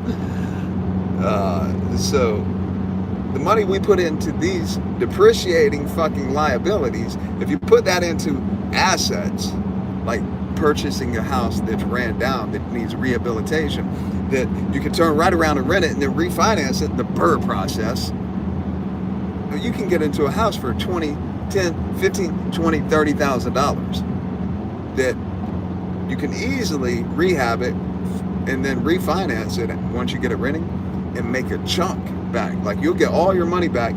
It doesn't work this way every single time. You can actually do a bad buy. You really got to do your research.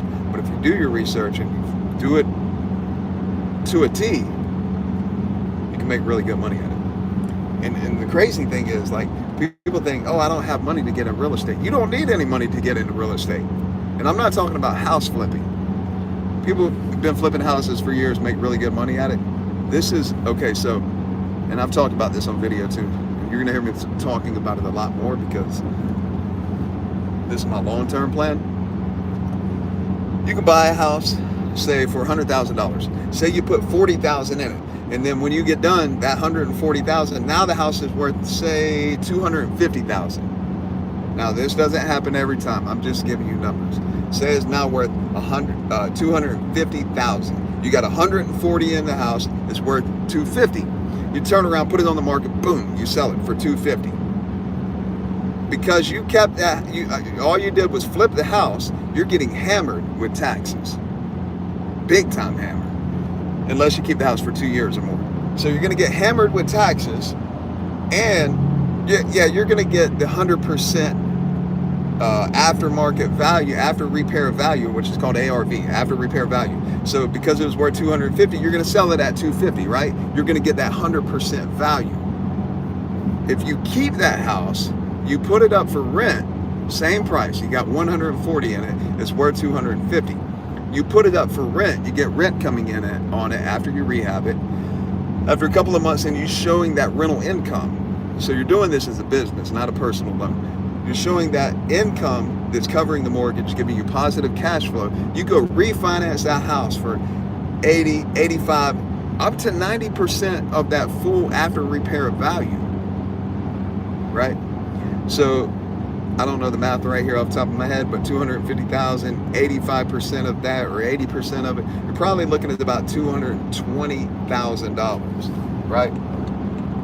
So if you're flipping the house, you're getting 250.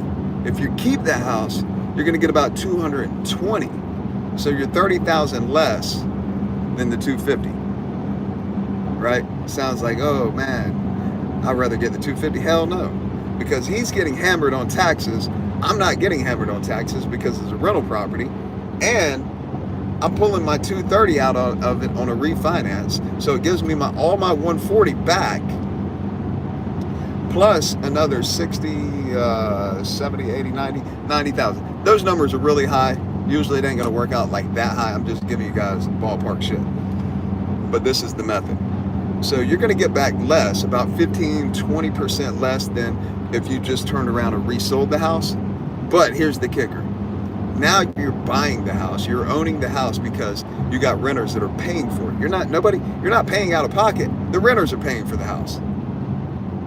The renters are paying for it, and every year they're paying the mortgage down and your value is going up.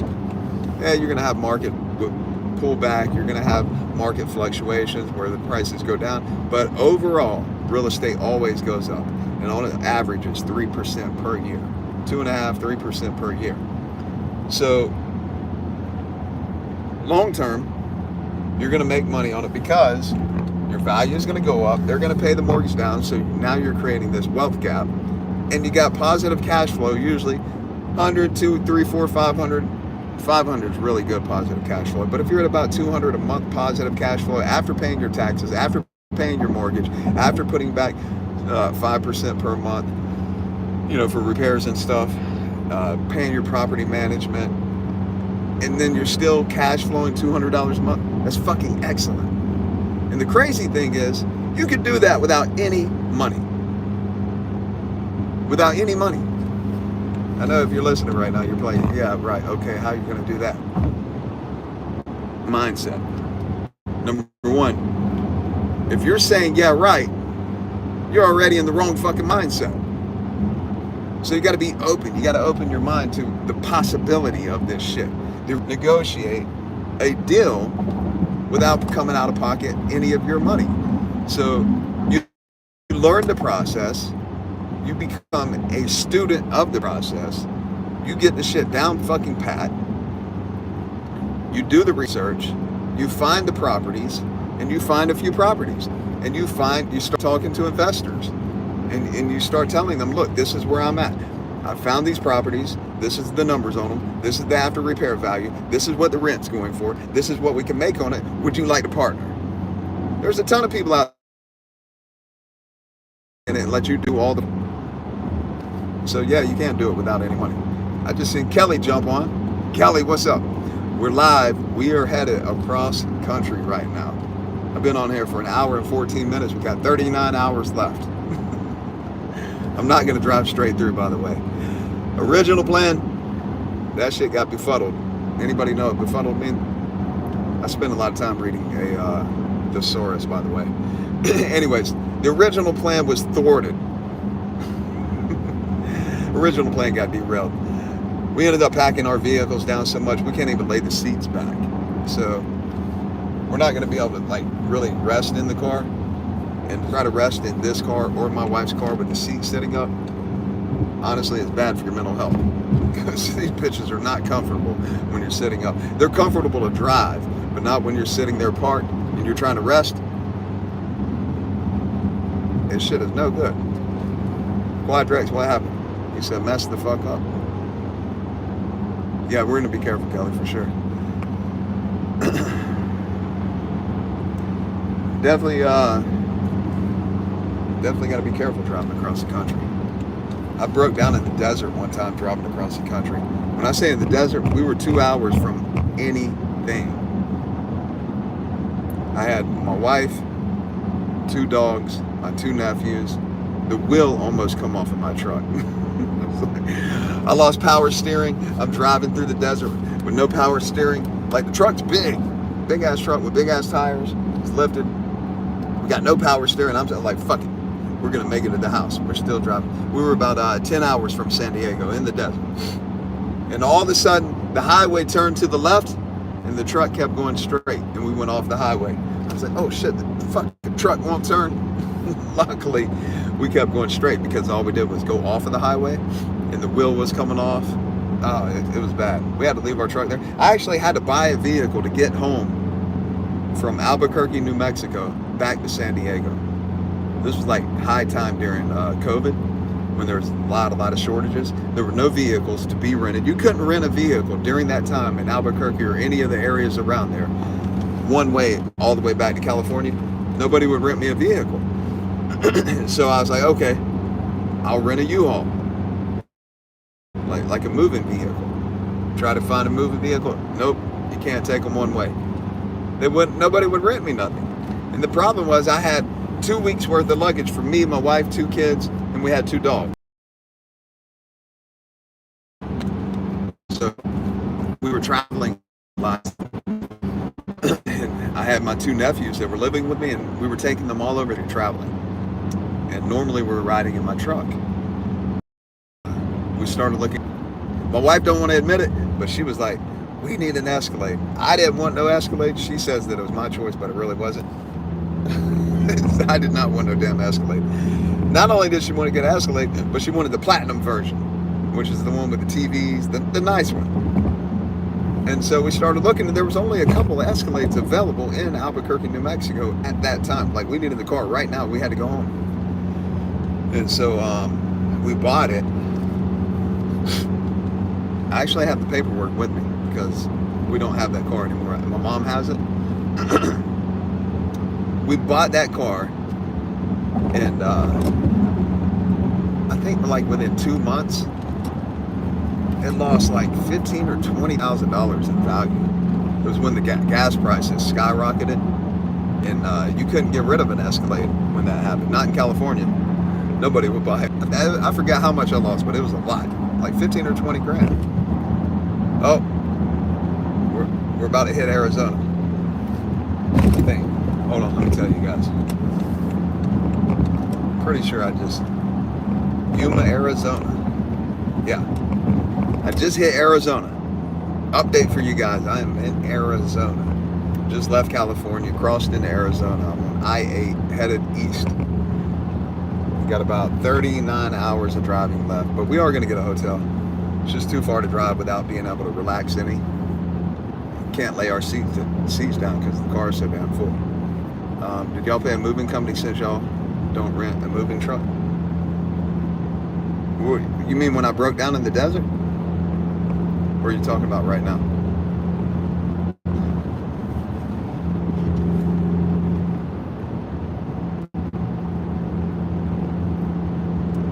$12:30. What? 12:03. Oh yeah. Yeah, 12:03 over there. I think I just hit another time zone. Actually, I'm not sure. I don't know.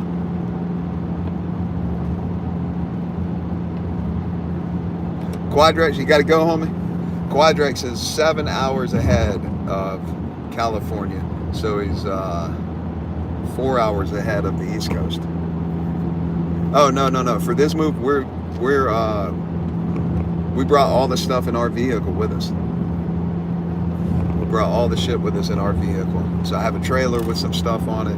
We have my SUV packed all the way down, and then my wife's SUV is packed all the way down, and then our big stuff, all our beds, our TVs, our furniture, we left in the house in San Diego for the Airbnb.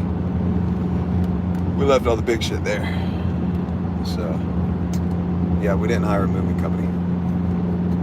Moving companies are outrageously expensive anyways. And my mom hired a moving company when she moved from California back to Florida earlier this year.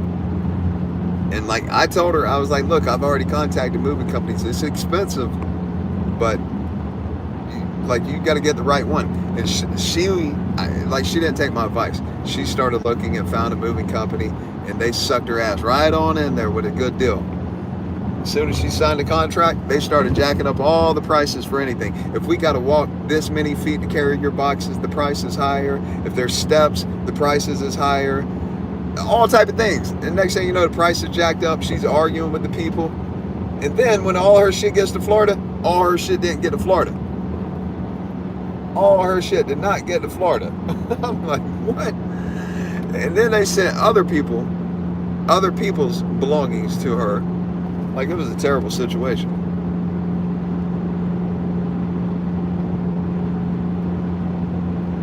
5 a.m. over there? All right, brother. Hey, man, I'll be on here. So whenever you come back, man, I'll be here. Where am I at? I just got to... You asking me, Kelly? I just got to Arizona. Just got to Arizona. Quadrate, I appreciate it, brother. Thank you for posting that link. That's for anybody at all. If you want to get a t-shirt or a mindset training program and you want to enter to win the bike, y'all see it right there. Oh, you got way too much stuff even if you left all your furniture behind?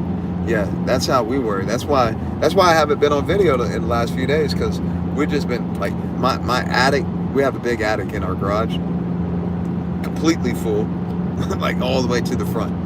The attic is full. Then we kept one of the bedrooms in our house locked. We're not letting the people Airbnb it. We put a lock on it. That room is all the way full. Our cars are full. Yeah, he's in Ireland, Kelly. Quadrate. I thought you knew that, Kelly. He's all the way from Ireland.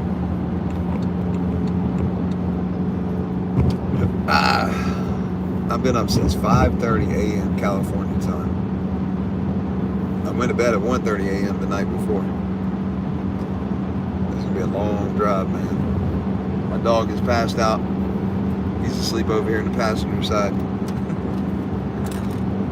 I'll show y'all guys.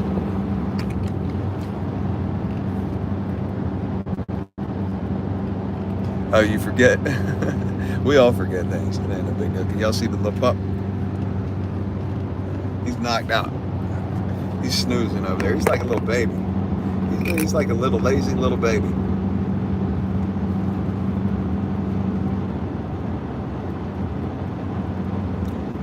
He's like a lazy little baby. Hey, earlier, Kelly, I was saying, when I get over here to Florida, get things situated a little bit more, get more organized with my video content, I think what I want to do is like create a video Zoom conference where anybody that wants to jump on, like once a month, we'll jump on a video Zoom conference so we can all see each other, people can talk in person. I think we'll do that like once a month. It'll be a lot more interactive. Trade ideas, give people help. Just really hang out. I think it'd be a pretty cool thing. A little more personal than just on a YouTube live too. So anybody that wants to jump on that is more than welcome, for sure.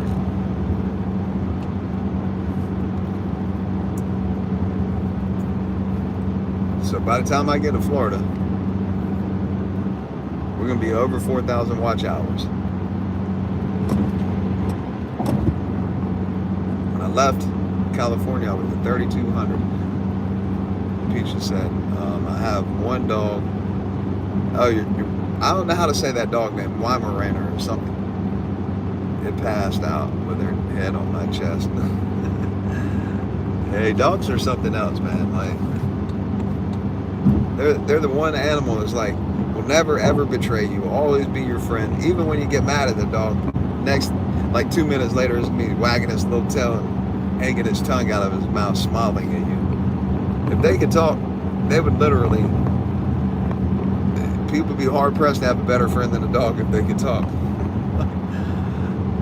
Them little things. I don't know why in the heck they were created and they can't talk.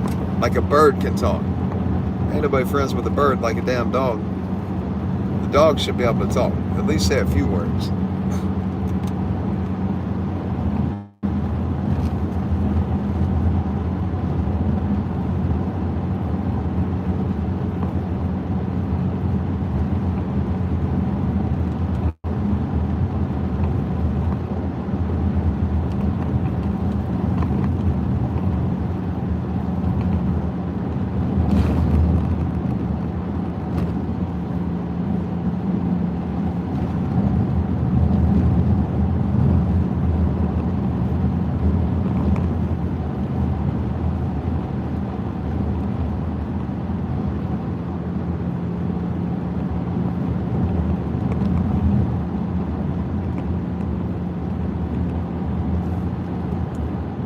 Glad your pit can't talk.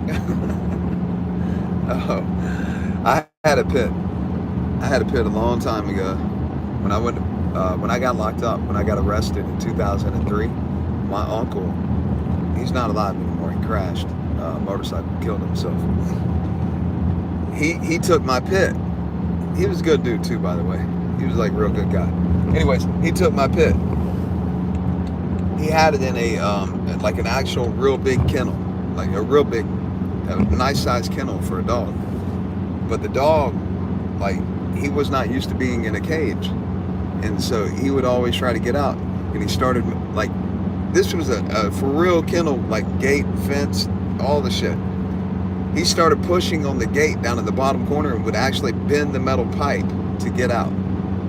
Like, the dog was that strong and strong-willed. He was like, I'm getting the hell out of here. And so they couldn't keep him in there. They would come home and he'd be hanging out. They were like, man. And they had to keep him in there because they had their family dogs, little chihuahuas.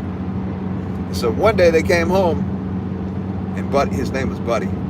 Buddy was out. But their chihuahua was nowhere in sight. They were like, damn, where's the chihuahua at? And next thing you know, Buddy's playing with the dog's head. He done ate the dog, chewed the dog up, and he got the dog's head. Uh-oh, cops. Front, KA band. Yeah, slow down. What's your speed limit here? 65. So,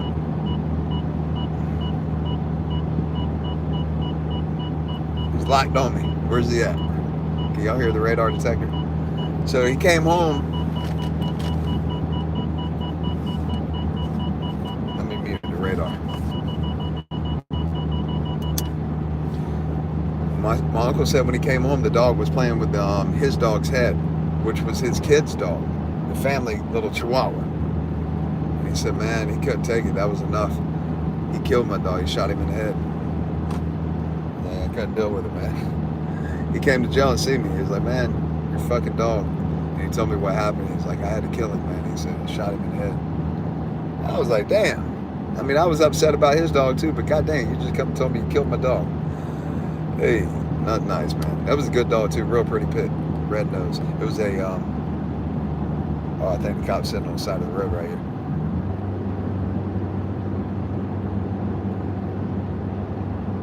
Yeah, he's sitting on the side of the road trying to catch people. At least he's not hiding. He was a Colby pit, Colby red nose. Beautiful dog, super muscled up, little short, little muscled up pit. Peachy said her pit's talking right now, barking and growling. Kelly said, yeah. The looks he gives me sometimes, I can just imagine what he's wanting to say. That's funny. Here's a red-nosed pit, and your fiance named him Red. All right. He put a lot of thought into that one. That's funny. She said, my pit can climb and jump my feet. Yeah, I've seen him do that. She doesn't usually do it though. Mine, he can just jump over the damn fence. Like, that dog can jump so freaking high. High as my head. 5. Dog can jump. He was a good dog, man. I miss that dog. He's out of there. Which he'd be dead by now anyways, because that was over 20 years ago. He was, oh man, I gotta tell y'all this. When I first got him, well, not when I first got him, when I got him and then I got a truck. So this is the first truck I ever had. I always had a car. Peach said her pit's mixed technically. I want a DNA tester. Her name is Zyara. I think it's Zyara. Well, when I got my truck, I was like, oh, I'm gonna take my dog for a ride. Hey, get in the back. I put him in the back, but I put a leash on him. And I didn't want him to jump out. Put a leash on him. We're riding down the road. My little girl, my daughter, and she was in the middle, in the seat, in the middle. And she would look back there and see the dog, and then she was like, Dad, Buddy's not back there. I'm like, man, sit down. He's back there. I tell my little girl, sit down, be quiet. Quit. Like, she wasn't in no car seat. And she didn't have a seatbelt on either. It was different then. even though she should have been in the seatbelt. But she wasn't. And she kept looking back there, and I kept saying, sit down, man. Buddy's back there. He ain't going nowhere. And she's like, yeah, he's not back there. And then finally I looked. Buddy was not back there. This dog done jumped out of the truck. I don't know when or why. Now, he would have tried to attack other dogs.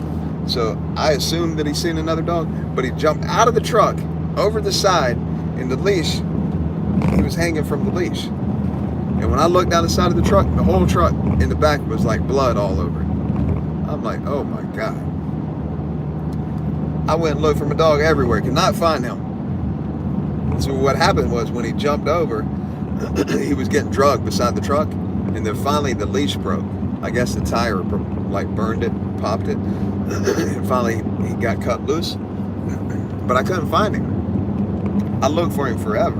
Kept looking and looking and looking, couldn't find his ass. And then it was like about 2 weeks later, a friend of mine was walking his pit down the road where this happened at. And this guy said, hey man, you know anybody that lost a dog like that, a pit? And he said, yeah, a buddy of mine has jumped out of the truck. And so he tells him, hey, come here. And he comes up there. And the guy had my dog laying in his back, like back porch.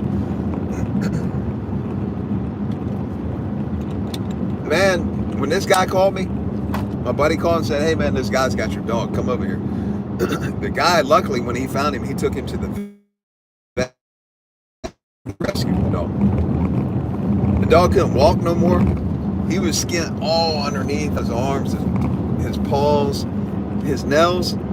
They were gone. They were all like his head, everything was scarred up, skinned up. Well, at the time it was skinned up like open wounds. And he had cast on his legs. When I seen him, he couldn't even get up. He was like, oh, like he was whining. I picked him up. I took him to the truck. That bitch started shivering. He was scared to death in the truck. He did not want to go back in that truck. But I put him in the front and put him in the back. And he ended up, like, we took him home.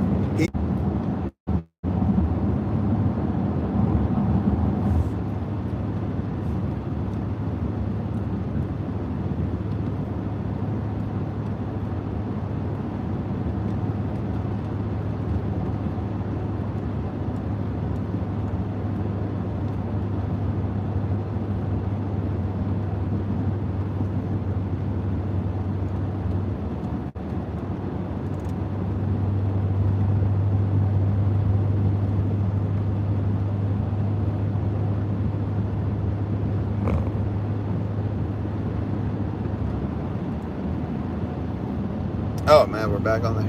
I didn't even know. I just came down the mountain again. So I don't know if you guys were still hearing what I was saying, but when I got my dog back, he couldn't walk. He had cast on. He was all skinned up. But when he got better, he started healing up. He was able to walk again. He was actually a real athletic dog, but his nails, they never really grew back right. Some of them were crooked when they grew. But this dog had scars. He looked like Road Warrior. This dog. He looked like Mad Max. He had scars all over him for the rest of his life. He looked like real warrior. People seen him, they were like, damn, what happened to Buddy? Hey, but one thing for sure, he'd never ever jump out of a truck again. Never even thought about it. He was not doing that.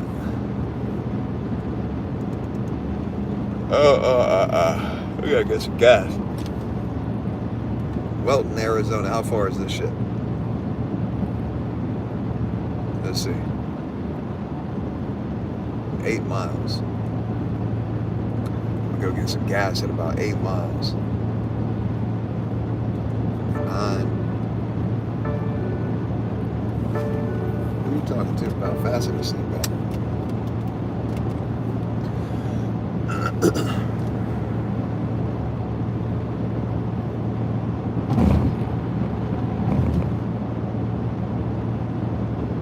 Oh, the little Boston Terriers, them little things are wild. I had a Jack Russell Terrier. That thing never ever calmed down. He had springs on his feet.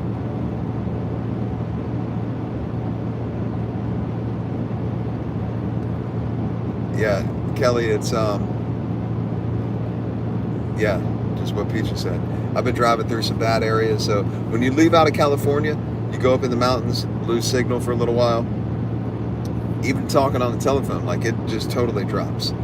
But I've just left it on the whole time, and some people stayed on. But yeah, I hit some dead areas, and then just now in Arizona, there was another little mountain pass. When you go over that mountain, I'm already over it now. When you go over that mountain and you get up toward the top, you lose signal. But yeah, every now and then we lose some signals. I'm pretty tired, man. Big smile. I'm pretty tired, man. I'm like, for the last few days, we've been working nonstop around our house. Packing things, moving things, going through things. If it was up to me, I'd just put it on a box and go. But it's not just up to me. So we had to go through a lot of things. We had to replace a lot of things. We had to do a little bit of work around the house. Actually, a lot of work.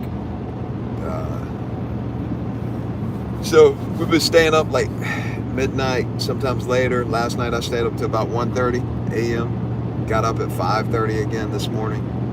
Like, it doesn't matter how late I stay up, I always get up early in the morning. If I don't, it's a rare occasion, and I'm not happy laying in bed.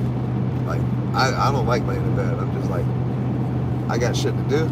I cannot be here laying in this bed. It's just, I don't like it. It's no good, man.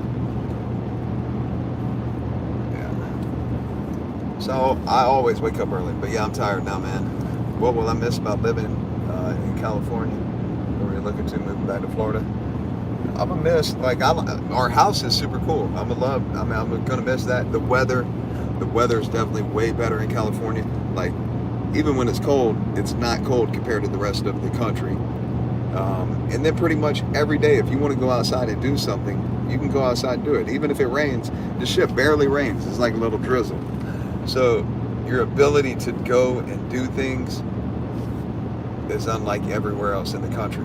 Like, no matter where else you live in the country, you're going to deal with some type of severe weather. Southern California, it's just like real moderate, no big deal weather. So I'm going to miss that. Like, I'm literally 25 minutes from the beach, Ocean Beach, California, San Diego. 25 minutes away from there. A few minutes from, like, I can walk from my house and go on a hike on a mountain, a little small mountain, or I could drive a few minutes and go to a bigger mountain, which I did a live with you guys up on top of there the other day. It was called Mount Helix. You can go there, hang out, walk around, sightsee, work out. It's a real beautiful place. There's a lot of shit to do and go to see in California, so I'm gonna miss that. But the beaches in Florida are far superior. As far as going to the beach, getting in the water, California ain't got no shit on the beaches compared to Florida. So I'm happy to go back and do that. And then the expense of living in California versus Florida, this shit doesn't even compare. It's like night and day. No comparison. Every fucking thing is super expensive in California. How many miles is it? Like 3,600, I think. 2,800, 30. I don't remember. It's either 2,800, 3,200, or 3,600 from San Diego to Florida. I don't remember the exact. I feel like it's over 3,000, but it might only be 2,800. I don't know. I can't remember, but I know it's 36 hours if you just drive 36 hours. But you got to stop, you got to get gas, you got to use the bathroom, you got to do a lot of things. So there's no way to drive straight, but you can make it in like 40 hours. Even stopping, getting gas, using the bathroom, getting something to eat, keep it moving. You can do it in like 40 hours. Besides prison guardian, who helped you break out? Were there any other guards you're close to? Guards? No. Not guards. Nah. And then after the breakout, they kept me away from any guards. Like, they gave me a job one time. This was after I got out of solitary confinement, and they put me back on the open compound. My friend got me a job working in medical. but they didn't take me to classification. So when you get a job, but if you know somebody, you can get in the job ahead of time for a few days. A job in medical. I'm like, oh, this is sweet. That's where you want. And they took me to classification a couple days. They was like, who the hell let this man work in here? He is not allowed to work around our staff member. Get him out of here. They was like, no, you won't be working in there, buddy. So that didn't go down too good. Lost signal again. We're back. I'm getting some gas. I can tell you this. My car does real good on gas, actually, for having it's like 600 horsepower, this BMW. And when you're driving just normal across the country, it gets really good gas. But pulling this trailer, this shit is not getting good gas. And I'm also not letting it go into like eighth gear, like overdrive, because when you're pulling a trailer, you don't. Where the fuck's the gas station at? Way back here. This is weird. I'll let you guys see where we're at.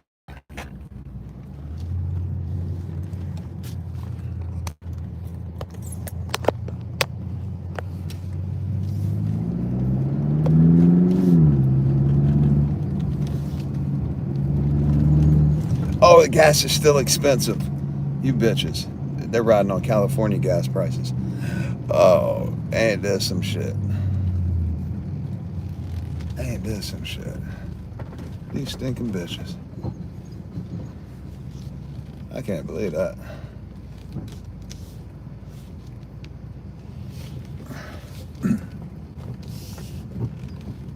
That's ridiculous. Almost $5 a gallon in Arizona. What is the problem here?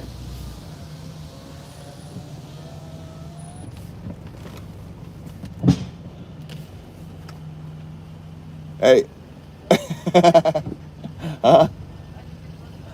Why? It's like $5 a gallon over here. Thor, hey, what are you doing over there in the driver's seat? You been riding over there the whole time? You better get in the passenger seat and go lay down. You don't? Babe, how much gas you got? A half a tank. I'm almost on empty. I'd rather go to another gas station.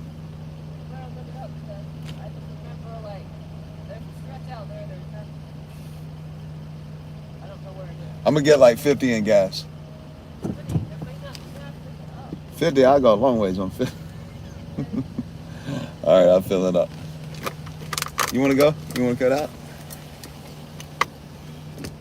Oh man, I gotta get out and get some gas. Y'all see the shirt now?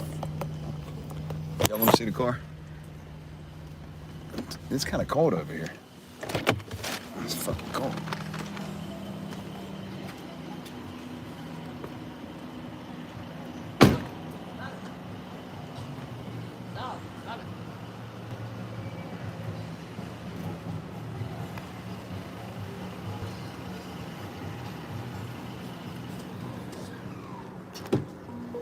You gonna take him to the bathroom? But I have to put a leash on her. Oh, all right. Oh man, it's difficult. Look at this knee like 70 times. Yep, there's the bite. No, somebody said there's their bite. Yeah. Oh, look at that lion. Hey. What are you doing, man? What are you doing, little fella? Huh? You see your brother over there? You see your brother?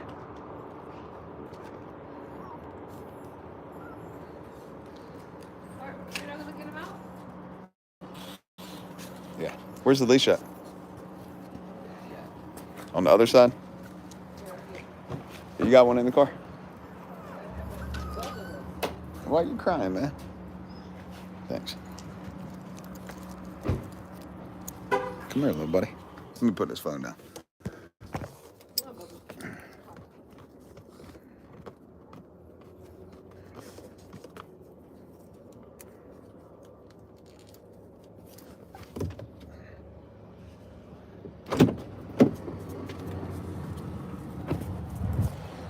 Go let the dog run around. Piss. Little dogs, they can't. I imagine they can't tell you they got to use the bathroom. They can whine and cry, but my dog been asleep. Her dog, he just stays awake, trying to stay in her lap the whole time. Who are you talking to? I'm on YouTube. I'm on live. Still? Yeah. Good God.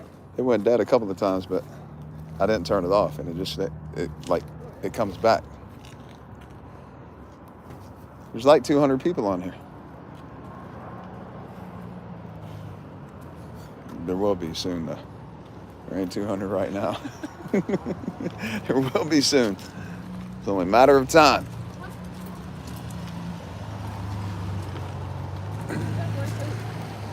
What is it? You gonna pee on their sign, buddy? Yeah.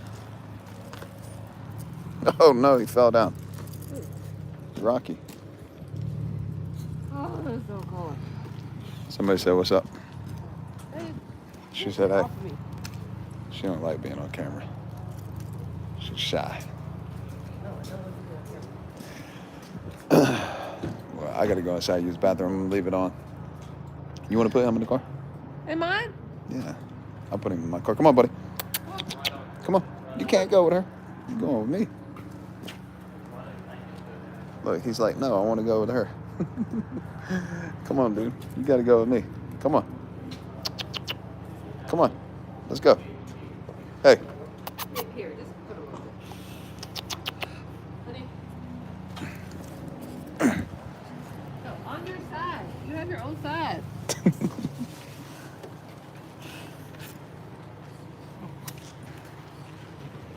They match the car. They match the side of her car. Don't get on the door. Hey, I'm going to leave the phone on just so it keeps live running, but I got to go inside and use the bathroom. So, I'm going to put the phone up here, guys. I'll be back in a minute. I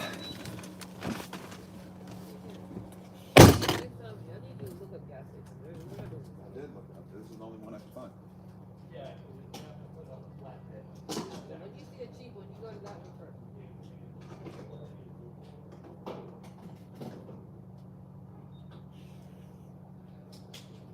Oh, that's pump don't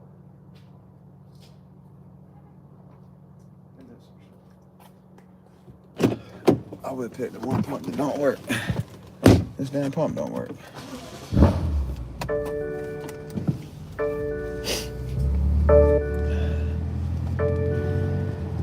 Oh, Border Patrol. Trying to catch some people crossing the border. And people make really good money for like just riding around and shit in the desert, hanging out. I mean, they do a job, but they make really good money. A lot of them make over 100 grand a year. All right, man, we're gonna try this again. Get some gas and I'm gonna go use the bathroom.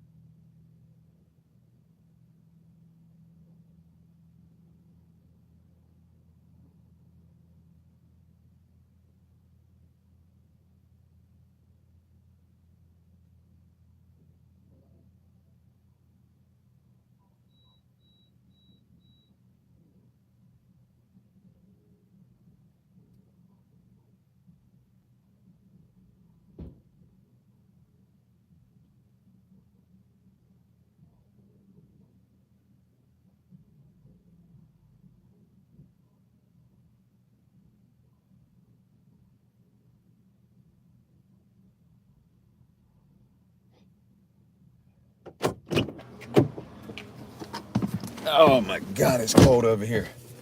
It's fucking cold. Rocky, you ready to go? What kind of comments we got? Any? Oh, you sick if you did the live pulling a trailer with the bike. That's what I'm doing. Trailer. You see the bike in the video right now in the back. Hey, but you probably didn't jump on at the very beginning. In the very beginning, I started off the video showing the bike, and fuck, it is cold. What's the temperature over here? 45 degrees. That's cold in the t-shirt. It's fucking real cold in the t-shirt. Flick the light on for you guys. So we're doing a cross country live. I wasn't gonna get a hotel, but it's just too much. We can't lay the seats back in the car. It's you can't really rest like that when you're sitting up in the car. It's 45 over there too in Ohio. 45 is cold. Yeah. So a lot of times over here in the desert, when it gets cold at nighttime, the wind blows like fucking crazy. It's not doing it right now, but it does. It does get fucking brutal with the wind. Thankfully right now, it's not doing that. Let's see where the highway's at. This dog's, he's a cool little dog. They like to ride too. Like say, if we're home and we're like, hey, you wanna go? Them dogs go nuts. They're ready to go. They start barking and whining and like running around in circles. Yeah. Oh.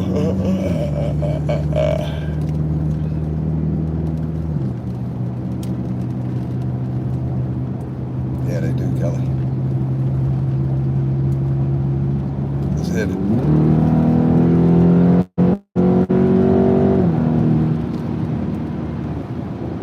Back on the highway.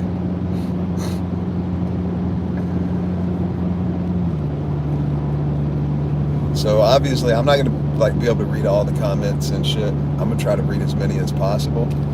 But we're gonna be doing this live for a couple of days. If I miss your comment, it's not on purpose. Like, you know, I'm driving, so I can't look at the camera the whole time or the phone.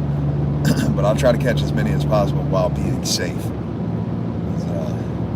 And trying to endanger other people or myself or the little puppies. They got no control in the matter. They just got to go where we bring them. So try to keep everybody safe on the highway.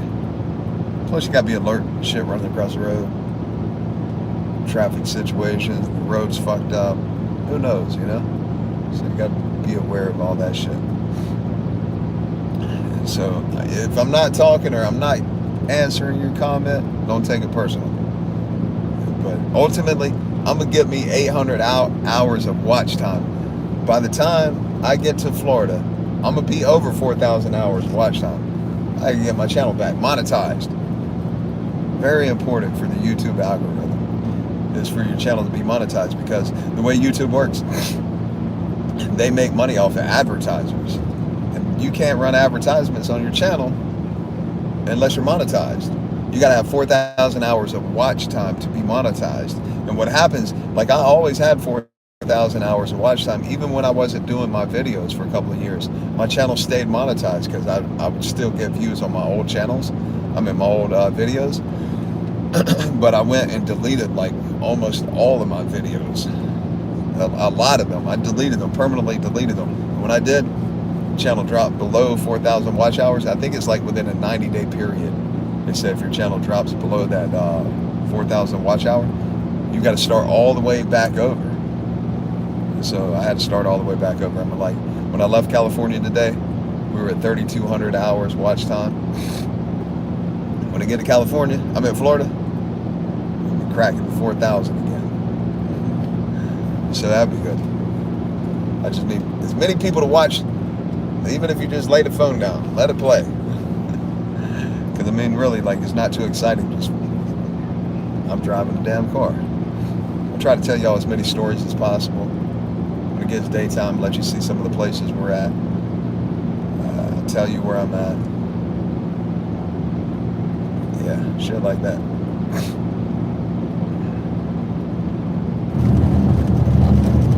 That would suck. I thought about doing a channel, but I don't know. If you think about doing a YouTube channel, do it. For real. If you think about doing one, do it. Like a lot of people, like, even if you don't want to do it to make money, because you can make a lot of money with YouTube. But even if you're just doing it just to share your story, like something that's beneficial to people, or it can help somebody in some type of way, or you want to do something funny or entertaining, whatever the case is, you know, YouTube gives you the ability to touch a lot of people. So even if you ever think about doing it, come up with a plan and do it. Like you really should. Hey, what you doing, fella? What you doing? Huh? My little buddy. My little homie right here. When I come home, he always flips upside down like he wants me to rub his belly. It's funny. He's like, hey, rub my belly. Even if I'm not messing with him, he sees me, he'll flip upside down. Yep.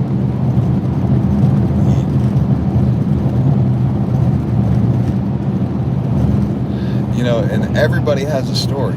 That's the crazy thing. It's like, everybody, if you talk to somebody enough, they got a story to tell you. They might not like talking about it, or they might not think it's a big deal, but everybody has a story. And everybody has a different ability to touch other people.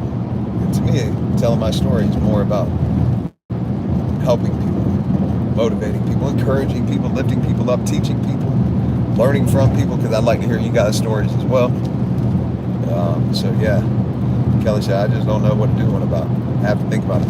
So my wife is not social media like friendly in the form of, she ain't trying to be on video. I've never been able to get her comfortable with it. Like if I could get my wife to just do videos with me, my channel would get way bigger, way quicker. It is what it is. It's like, I mean, there's a lot of guys who rather look at her than look at me. So, and then there's a lot of women that would relate to her, but I can't get her to be comfortable with it. However, in all of my years of trying, she just decided to do her own YouTube channel just recently. And she does them with the dogs. These little dogs right here. She got a YouTube channel with her dogs. Our dogs. It's actually doing pretty good. She just started it. I think she's got like a little over 400 in like 3-4 weeks. Mostly short. Well, she does all shorts. And some of them are getting really good views. Like 10, 15, 20,000 views. 4,000 or 5,000 views. 3,000 views. A lot of them though, and they're entertaining too. They're funny shorts. But like, you can do a YouTube channel about anything. Like, it doesn't matter. Anything. There's always somebody that'll listen. Especially if you're helping people, teaching people, showing people shit, or entertaining people. But people like, you know, it's like more than anything, people like dramatic shit.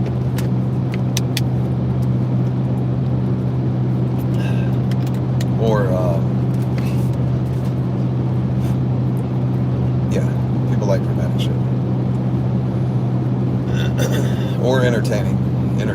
People like entertainment a lot. Shit'll make you laugh. People watch that all day.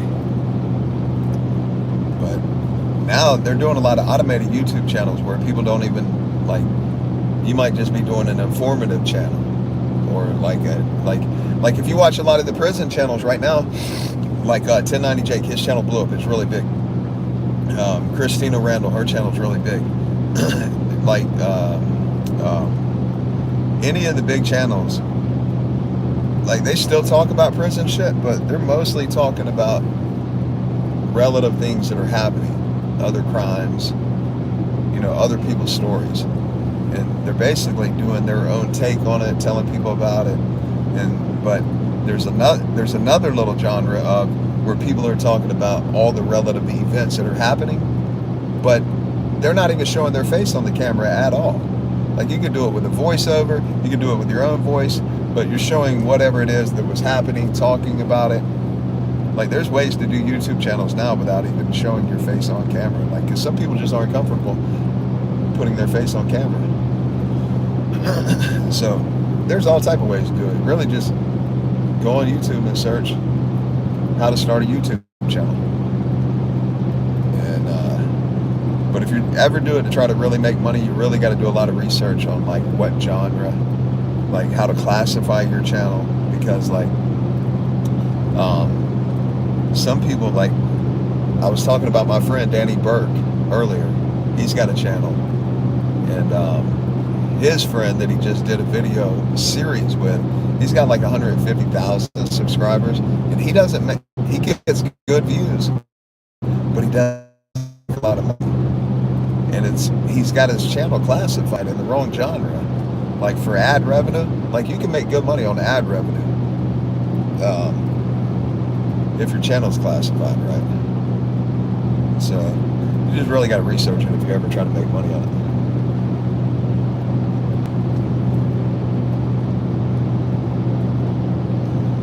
Cooking channel or about my fiance, yeah, you could do that. Either one, definitely. I know that like if you could do one about your fiance for sure. The only issue would be then is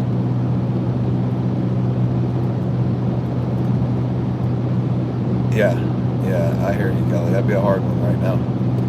But then the issue would be is like for me to be able to talk about prison, you know, because I started out as a prison channel.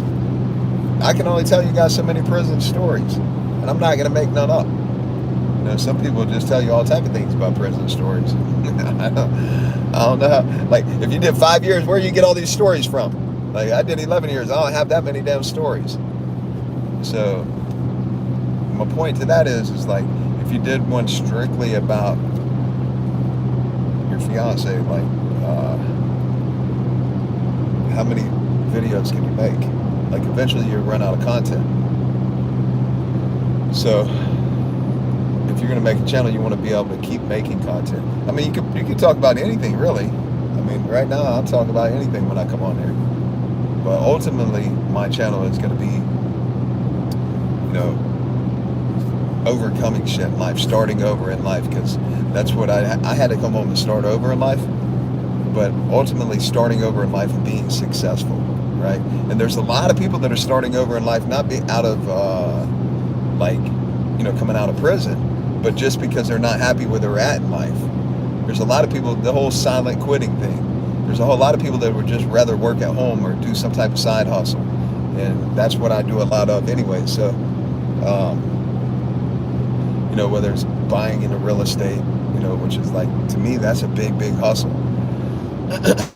Or even like flipping the pallets. That's a great side hustle. Anybody could get it that easily. In fact, this is crazy, but you remember I told you guys when I came home, I would buy my clothes from Goodwill. Everybody knows what Goodwill is, a donation place. Super cheap shit in there. But if you go to the right Goodwill in the right area, you can find things in there that are actually really good deals. Not saying every single time you go in there, but if you really, really go in there and look, you can find things. You'll go in there, buy something $3, $4, $5, and turn around and sell it for $50 on Facebook Marketplace. Like, that's a good flip. That's a great hustle. So, like furniture pieces. When we were in Florida last time, my wife wanted the rocking chair, and we actually found 2 rocking chairs, wooden rocking chairs, like nice ones in nice shape, at Goodwill for cheap. The rocking chair is like a couple $100. We got them things for cheap. Like, she could have sold each one of them for $75, $80 a piece. We got them for like, I don't remember, a couple dollars, not much. Like probably less than $10 a piece. My point was, my channel is going to be about whatever I'm into, whatever way I'm making money, mindset training, building my program to where it's more applicable to an individual. Oh, God. Front KA band.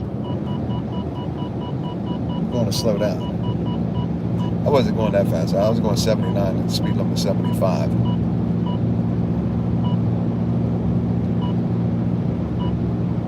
Where's he at? That beeping noise is a cop. But I don't see him. It's dark out here. I'm in the middle of the desert. Let you guys see how dark it is. Turn the light off inside here. Front KA band. You see the radar.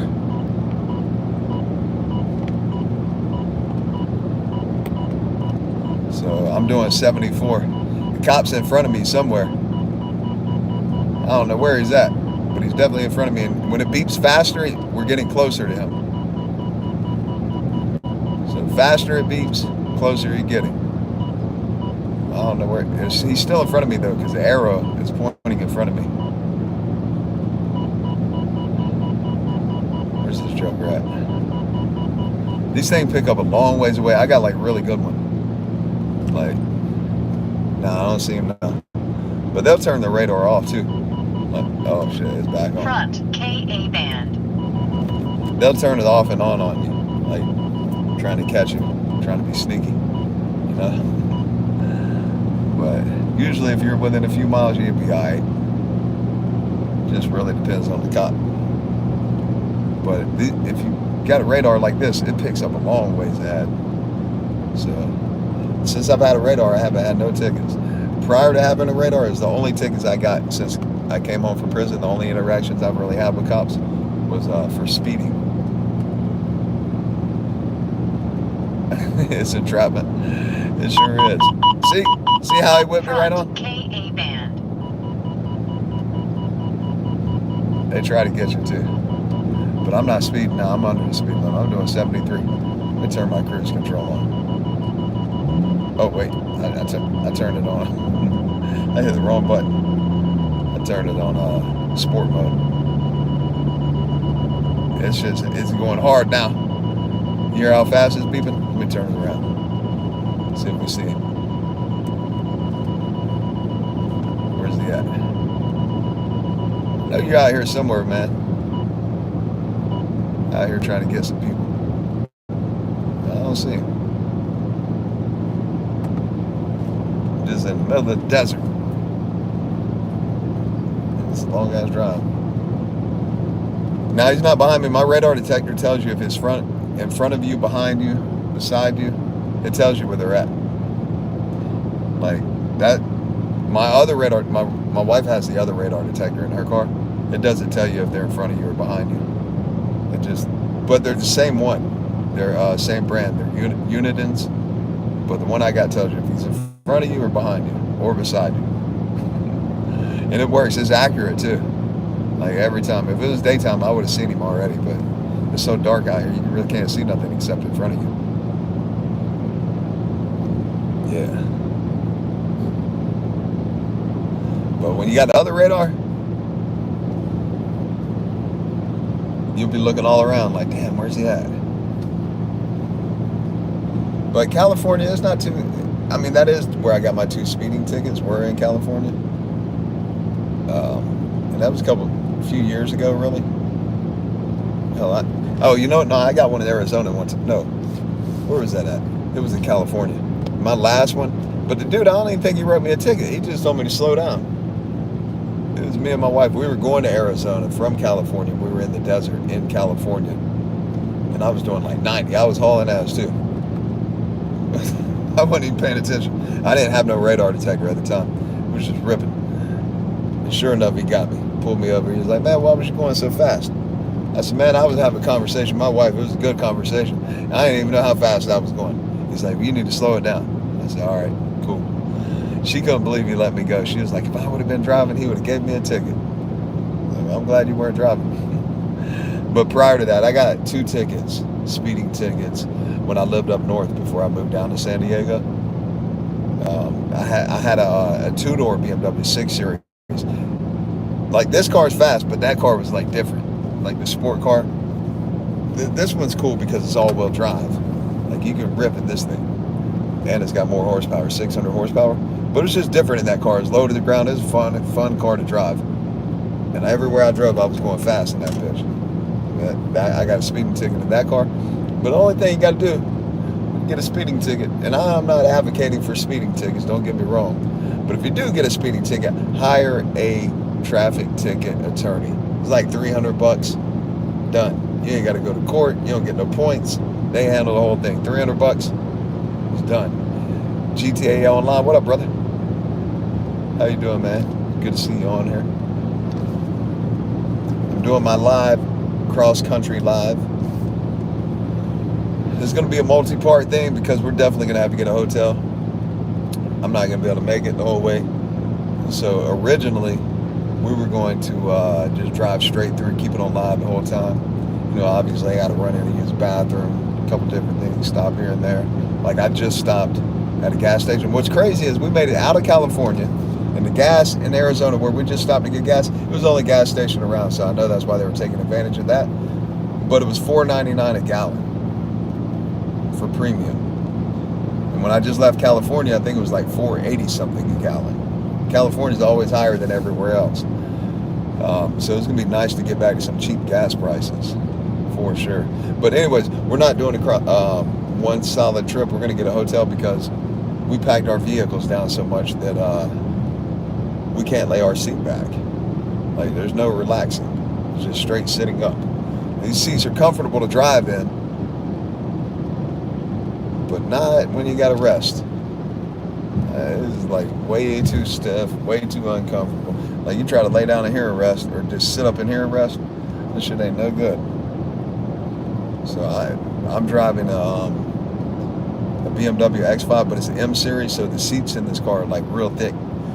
Like they hug you real good, but they're not fucking good to rest in. And my wife, her car is more comfortable. She drives the Mercedes, the GLE Coupe, which is like a hatchback SUV, but it's an AMG. Like her car is nice as fuck. Her car is definitely, it's nicer than mine, but it ain't faster than mine. And I should have blown by her. I think I could outrun her even with pulling the trailer. I could probably outrun her, but she ain't trying to race. But nice one, just niceness. Her car is way fucking, like really fucking nice. Like much nicer than mine. And she got red seats. Y'all know I'm a fanatic about red. I got to show you all my shoes in the back. Next time I stop, I'll show you. I got all type of red shoes in the back. And she got red seats in her car. That fucking thing is beautiful, man. How'd I get involved with Big Herc? Email. So somebody told me about Big Herc. A guy that I used to do online marketing with over in San Diego. He told me about Big Herc. He knew Big Herc. Kelly, what happened to your wrench? Somebody took it? I did not take your wrench. Hold on. You've been a moderator since day one. Where is your wrench at? Put user in timeout, hide user, app. Do it again, Kelly. Who took your wrench away? I'm telling you, I didn't do it. And nobody got access to my channel. I don't understand how the hell that happened. That was weird. And you know what? I just learned tonight that I could fucking add moderators on here. The whole time I thought I had to be on my computer, but I just found that tonight. Crazy. I don't know. You was wrenching people left and right. Kelly was hitting people with a wrench. Pop, pop, pop. Somebody must have reported you. It was like, she's out of control with a wrench. No, I'm just playing.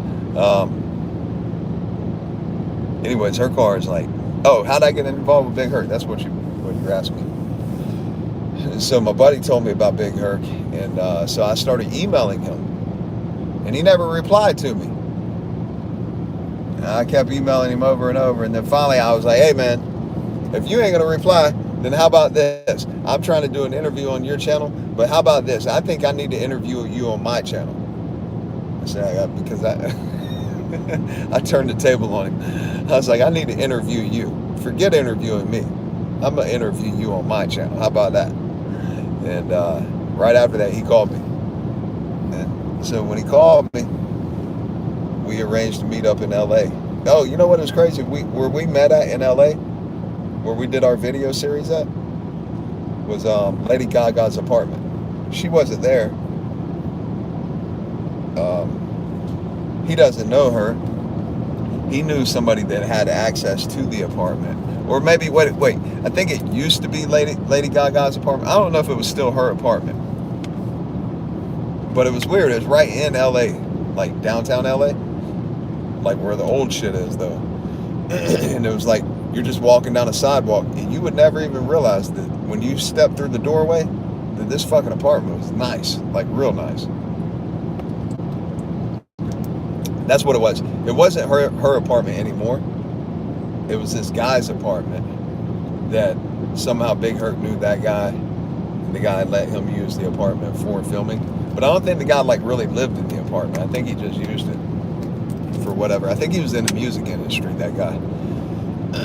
So, anyways. Yeah, it was all shot in one day. Actually, no. He came to my house and we shot video one time. It didn't do that well, I don't think. I think they got like 40,000 views or some shit.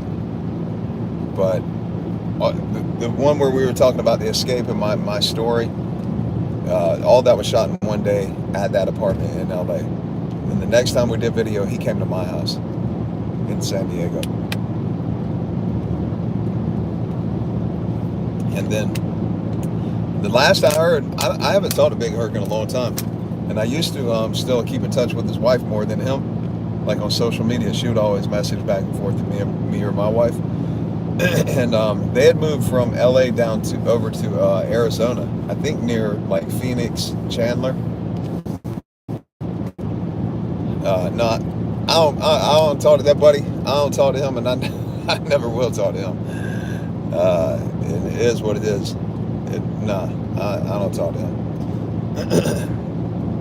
Somehow, like I was gonna like link up with that guy one time, and then a long time ago when I was still doing my channel, I started talking to other channels. I was like, hey man, we should do like a collaboration with multiple channels. And instead of just interviewing one person, like we could do this collaboration, call it Convict Collaborations.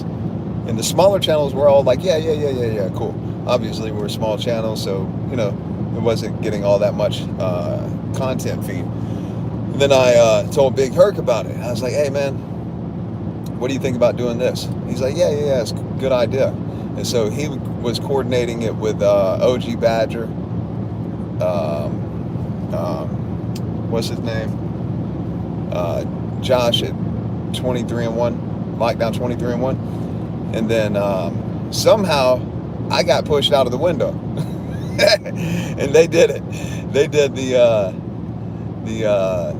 collaboration together without me. And I was kind of like, damn, all right, now that's kind of, I mean, I understand everybody had bigger channel, but hey, I didn't like that too much. This was my idea. And so somehow there was some type of communication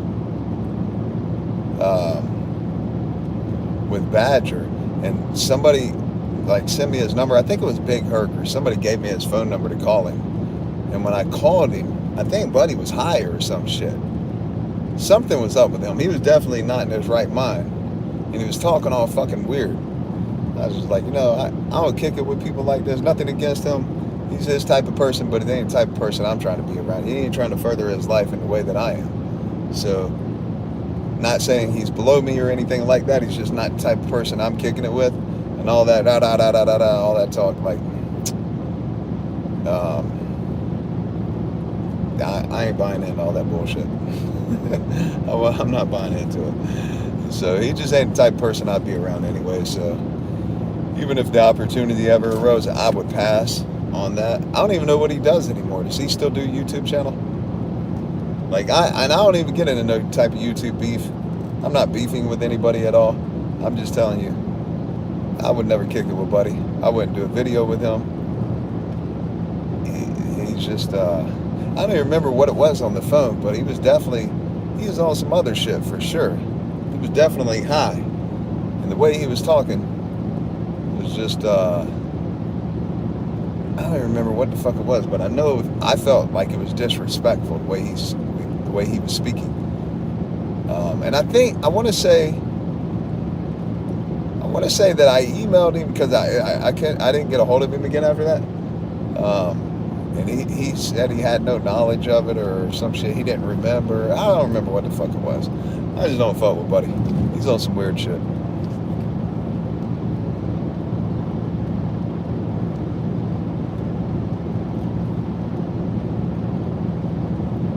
Peachy said she's gonna leave it live on when she dozed off. Plus, I wake up a lot. I just dozed off a few minutes when you went to the bathroom. All right, cool. Thank you for doing that for sure. I greatly appreciate it. JT said, I don't think he's been on in over a year. Yeah, I don't know, man. I don't know. I don't keep up with them. I don't really watch the other prison YouTube channels, really.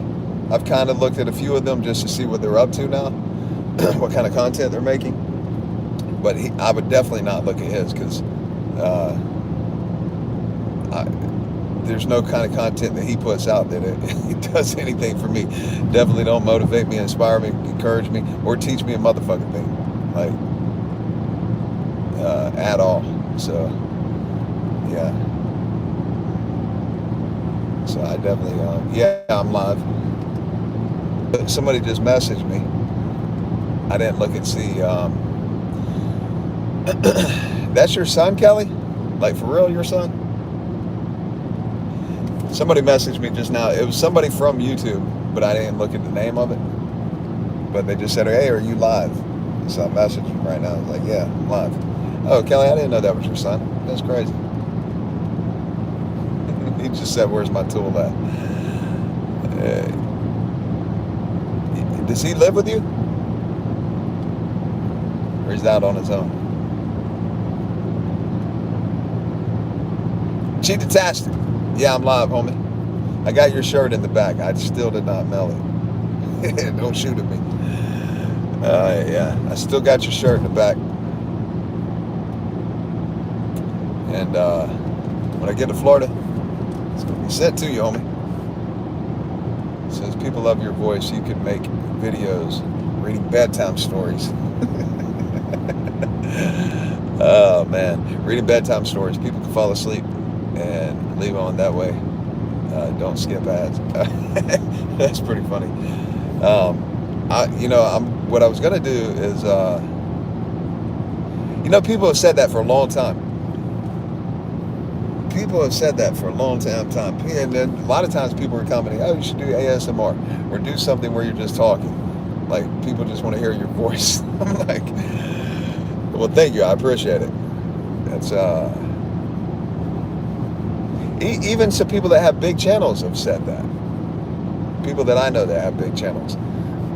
So that's really complimentary and I appreciate it. But what I was thinking about doing was, I don't know if any of you guys ever like YouTube motivational videos. ASMR prison channel. That's a pretty good idea. I'm just over the fucking prison thing, to be honest with you. Like, what I like is the motivational shit. And Cheetah-tastic, I'm in Arizona, by the way. I'm in Arizona right now. I got a late. We left really late, so I'm only in Arizona. I've been in Arizona for, hold on, I'll tell you how many miles. Let me see the mile marker. I've probably been in Arizona for about 35, 40 minutes, so I'm probably about 40-something miles into Arizona. Looking for here comes the mile marker right now, and I'll tell you. Anyways, I'm over the prison stuff, right? I'm still going to tell my story. I did 4 hours of video yesterday about my prison stories. My story, personally. And I just got to edit it. 4 hours worth. I'm at mile 70. Damn, I've been in Arizona for 70 miles, Cheetah-tastic. I did not even realize it. Time flies when you're having fun. I've been running my mouth on here the whole time. I turned live on in San Diego, which was 189 minutes ago. Exactly, 189 minutes. Texas fucking sucks. I did not want to go this way. I don't like going down to I-10, which is where I'm going to be going. Fucking Texas sucks. I hate driving through. I'd like to live there. I'd like to buy a house over in Houston. You get a lot of house for your money. But driving through Texas is the most redundant, boring fucking shit ever. It fucking sucks.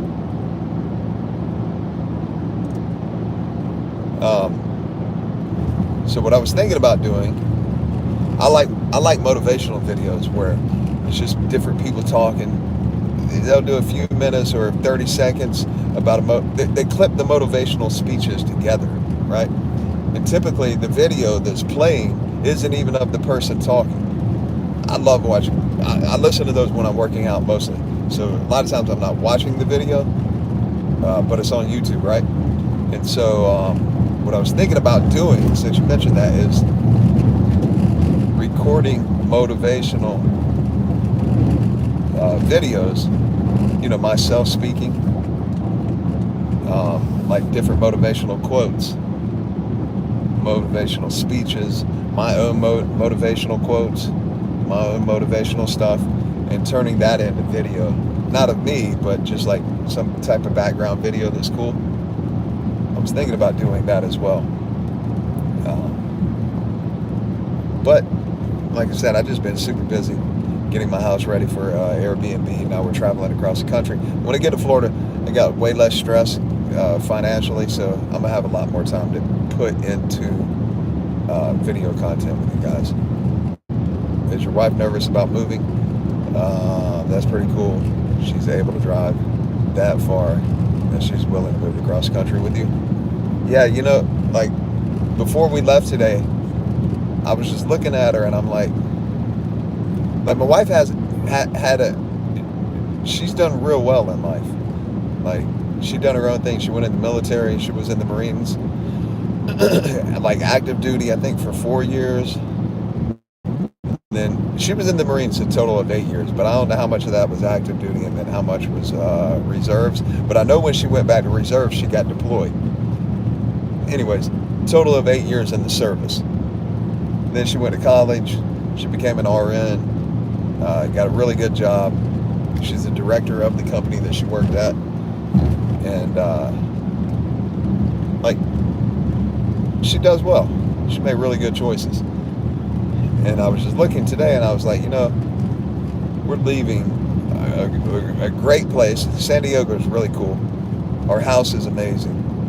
And this girl just like completely changed her life, like walking away from everything to go do something different with me. And that's like super fucking admirable. But at the same time, I was kind of like, damn, I felt bad. And I even, but when she was in the Marines and she went to San Diego, she was hooked on it. She loved the place and has been there for over 20 years. And to know that she's willing to just walk away and go all the way across the whole country. I mean, the house that we have, her and I bought that together. She didn't have that house. We bought it together after we got married or while we were together. But in everything that we have, we pretty much have acquired together. But San Diego is like her home. It's her favorite place. And we're going to Florida, which is where I have a big history.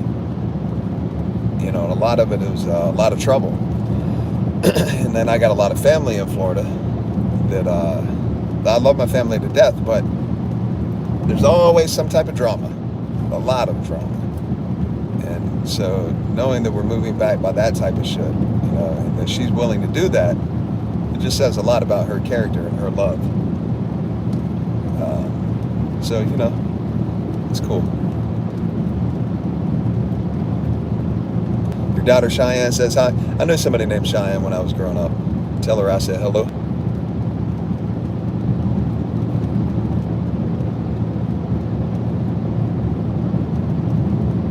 Binaural beats behind your voice. What are binaural beats? I don't know what that is.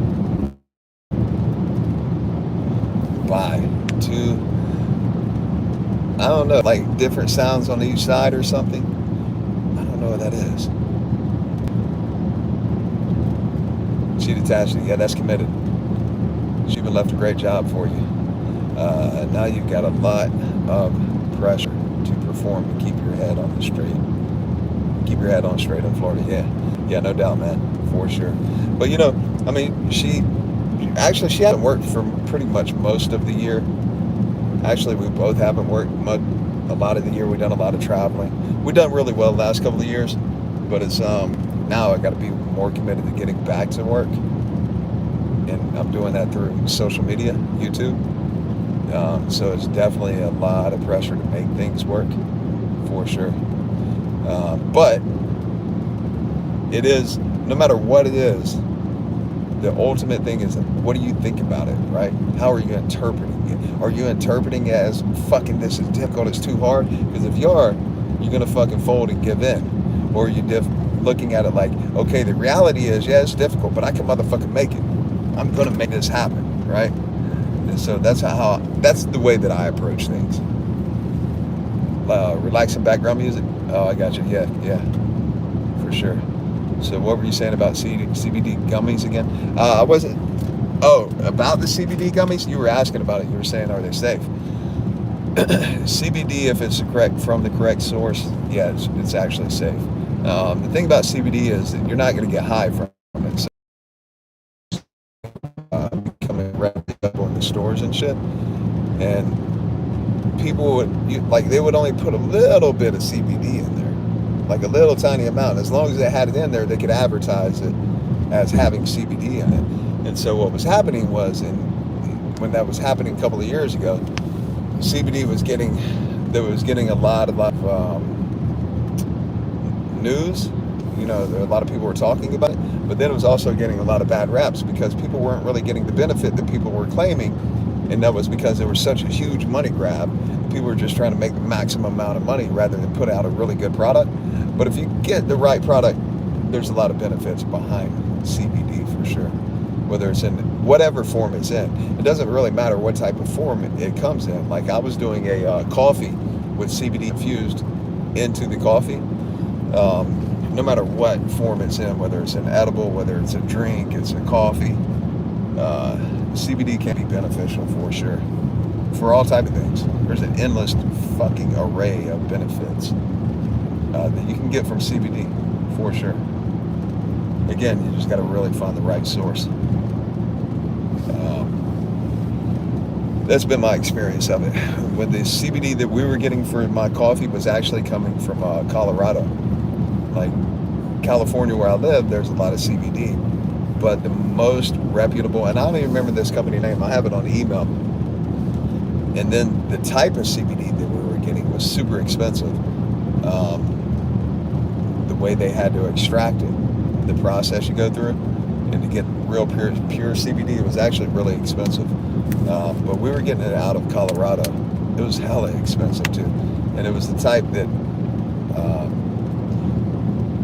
mix it into a liquid, and it wasn't an oil. So, when you try to put oil into like coffee or a drink, it just obviously doesn't mix. And so I forget the name of the extraction process, but it's like through the sound vibration, the separation method. And so through doing that, you lose a lot of the product, but what you end up with is a real pure product. I don't remember the exact process or the exact name of it, but the shit we were buying was really fucking expensive, which was also why the coffee was expensive. I could have found other stuff out there that was way cheaper and just put it in the coffee, but we're actually creating a really good brand. We have some CBD dog snacks with us. We bought it at Petco the other day, right before we left. We didn't give them any yet. I don't think my wife gave them any. This little dog right here is napping.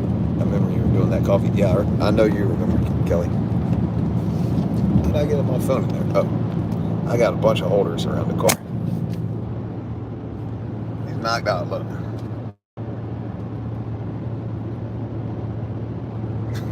This little dude. He got good hair. He got the best hair.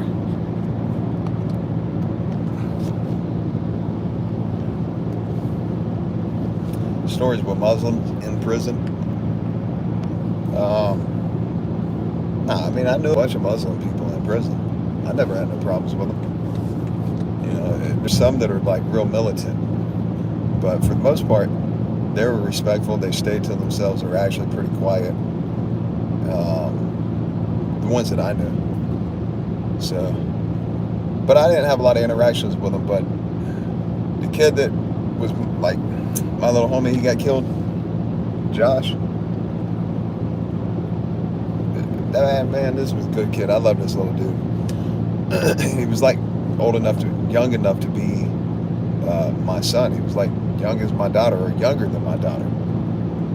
And he was from Jacksonville. We worked out all the time together. We always hung out with this kid. I liked him a lot. Real dude. He was eager to learn too. Super fucking eager to learn. But he became Muslim while he was there in the prison. And we were still really good friends. And I used to be like, man, I would crack jokes with him about it. And like he would just laugh. He was cool, man. He was a cool kid. He got fucking murdered in prison. He was that damn loyal. He was so loyal to if he was friends with you, he would die for you. And he fucking died for somebody. Because he was that fucking loyal. Like, he should have never, ever, ever got involved in that. Because that dude that he got involved with it for probably don't give two fucks. Like, the dude that he got involved with, what I mean, he was friends with another guy from Jacksonville, Canteen Man. And that was his homie. It was his dog. And that dude got in some shit with some other people. And then Josh went and stepped down on them dudes about it. Now, the guy that got into the original altercation with them people, he would have never did that for Josh. And fucking Josh died for that dude, man.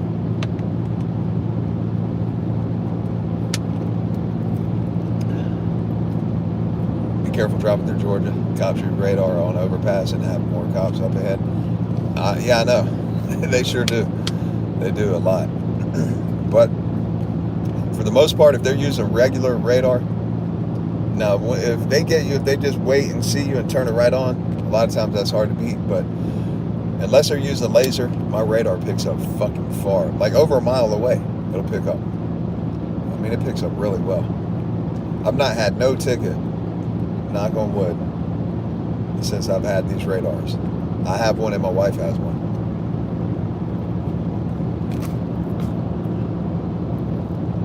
But yeah, no, I'm being careful. I'm not even speeding. I'm going under the speed limit right now. I got to speed it up. I got somewhere to go. I can get across the country. I'm going 72 and 75. But I just bumped the cruise control up.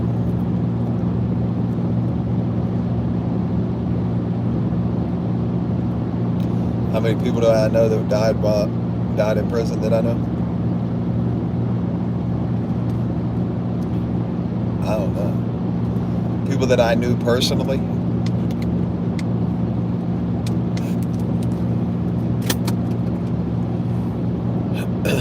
No, I'm in Arizona right now. Not passing through. Fiji water? Yeah. I've drank Fiji water. How many people that I know that died personally? I don't remember, but I can tell you a few of them. The guy that did this tattoo, you can't see it right now, but he did this tattoo on my arm. It was the first jailhouse tattoo that I got, and we done it with you make the ink, and then at county jail they didn't have any tattoo guns.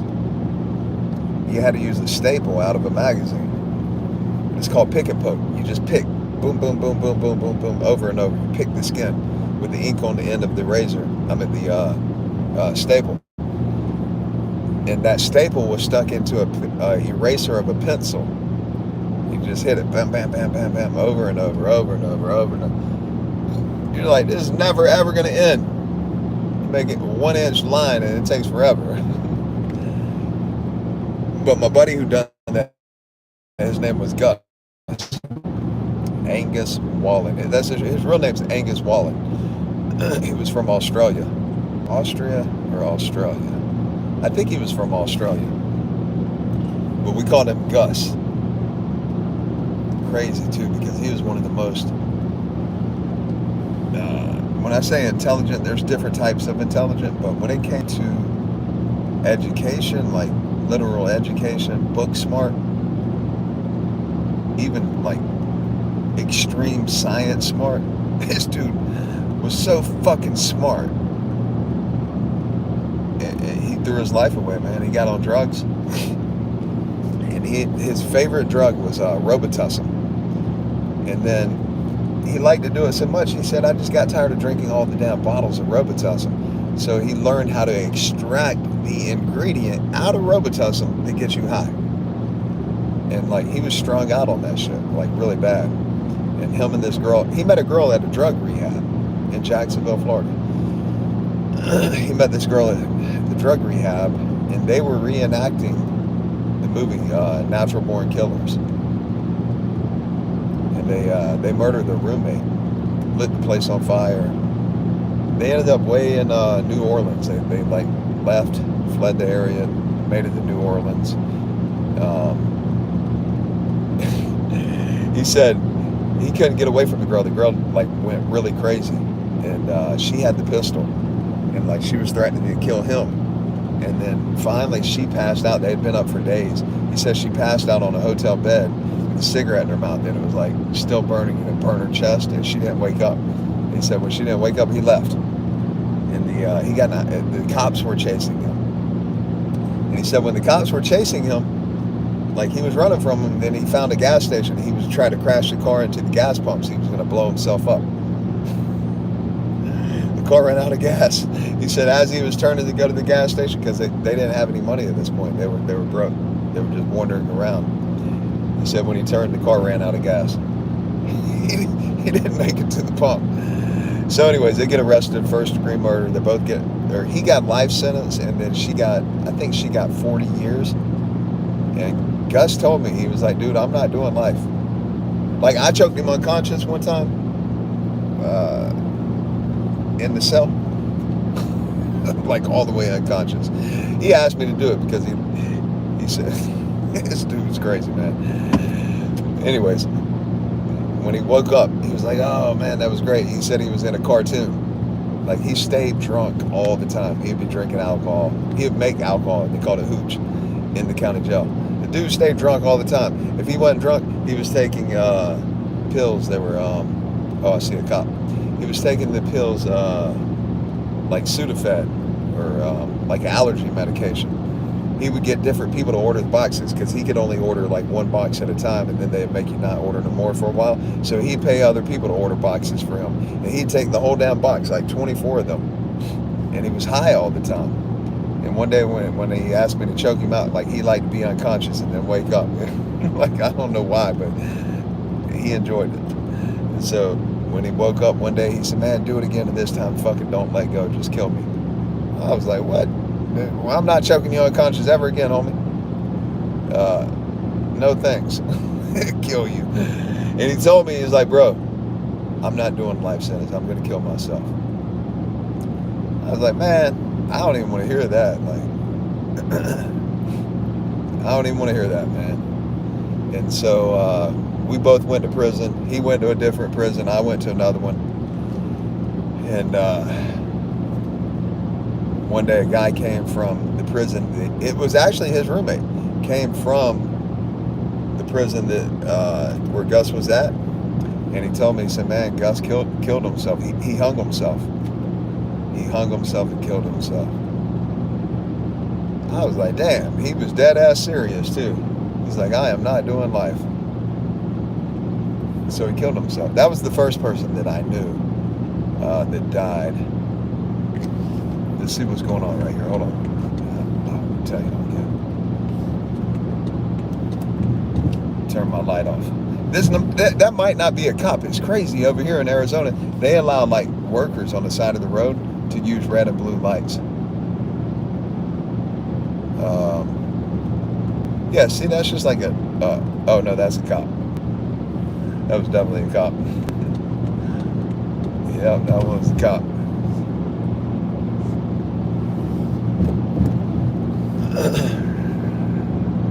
He was the first one.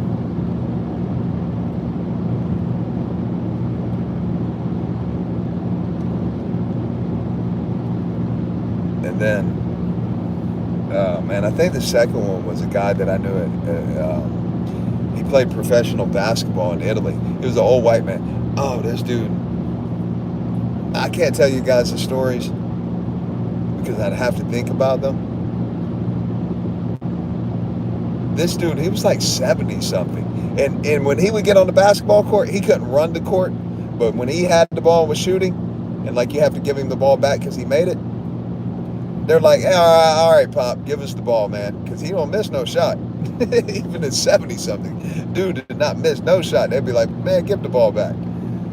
So we would walk the track sometimes and he would tell me stories. He was he was involved with some like mafia shit type of way. I don't remember what. So I don't even try to tell you guys the story. But he told me too. He's like, he had a life sentence. He said, I'm not doing life. He took a bunch of pills and overdosed. That was at Hardy Correctional. He overdosed. He was actually a really good dude too, man. Like as far as like somebody in prison you can talk to and bullshit with and listen to their stories. And he was never up to no bullshit trying to fuck you over or anything. But he said, I'm not doing it. I'm not doing a life sentence. And so he took a bunch of pills. He overdosed. And actually, my friend that got me a job in medical that I was telling you guys about earlier,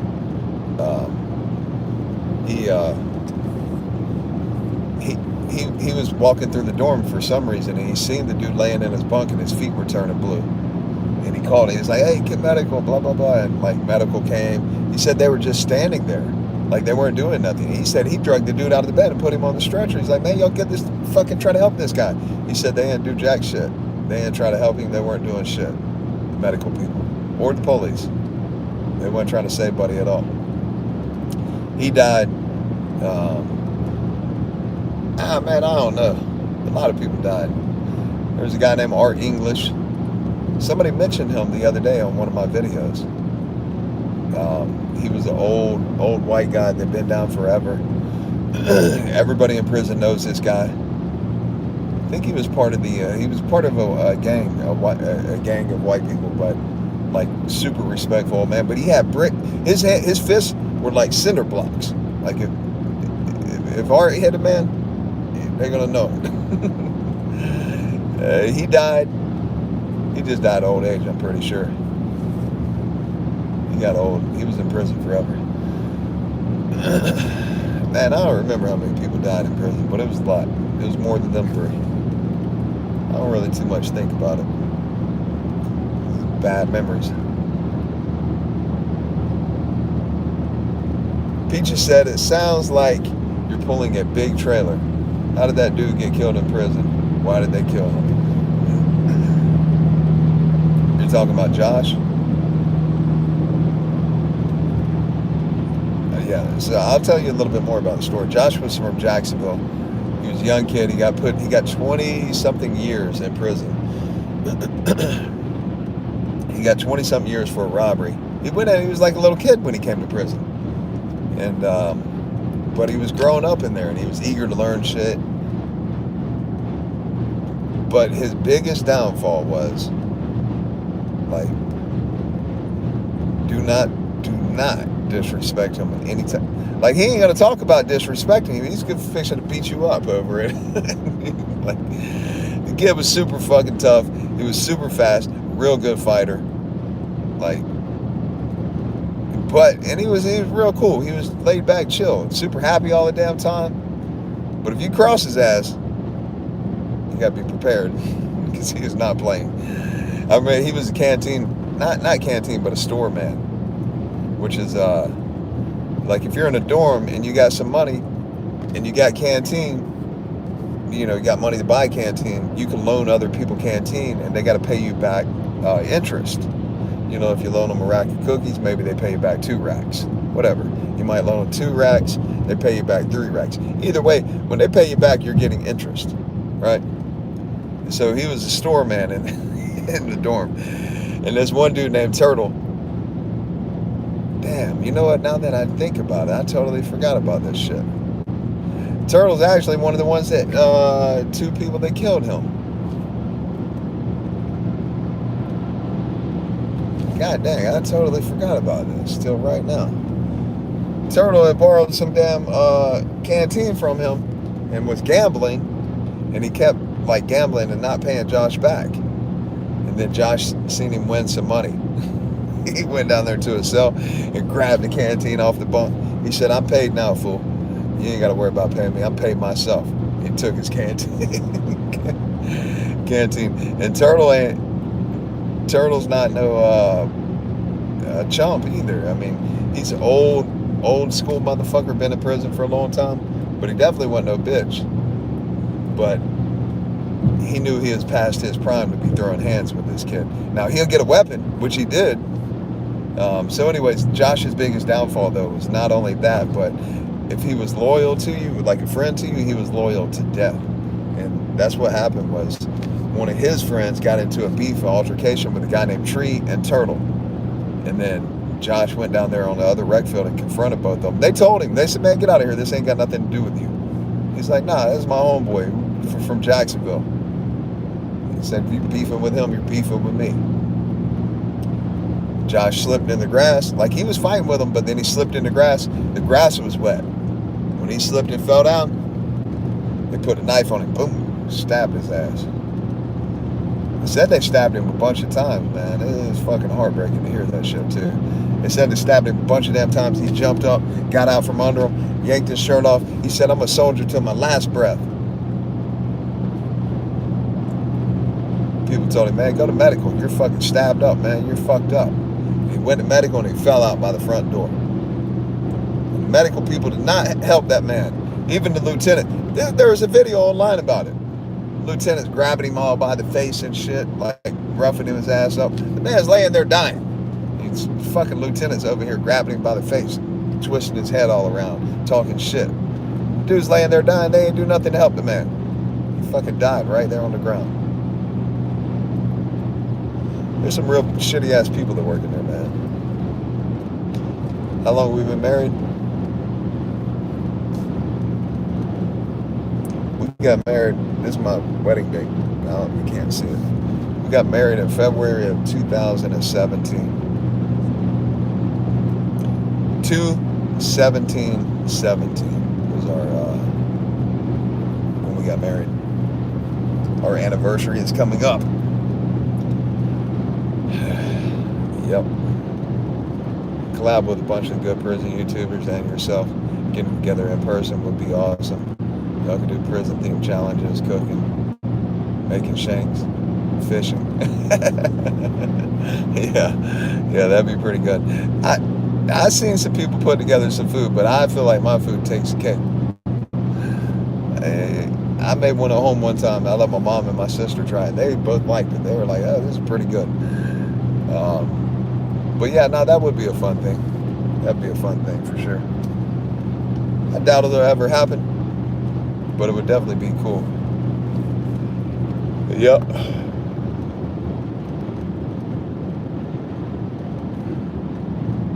Much love for going this long to Lucky. What's up, man? How you doing? Thank you for being on here.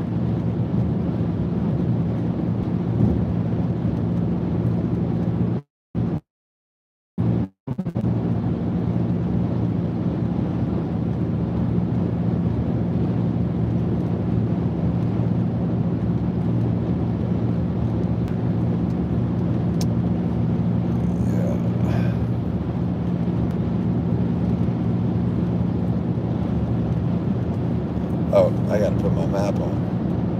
I know I'm tired now.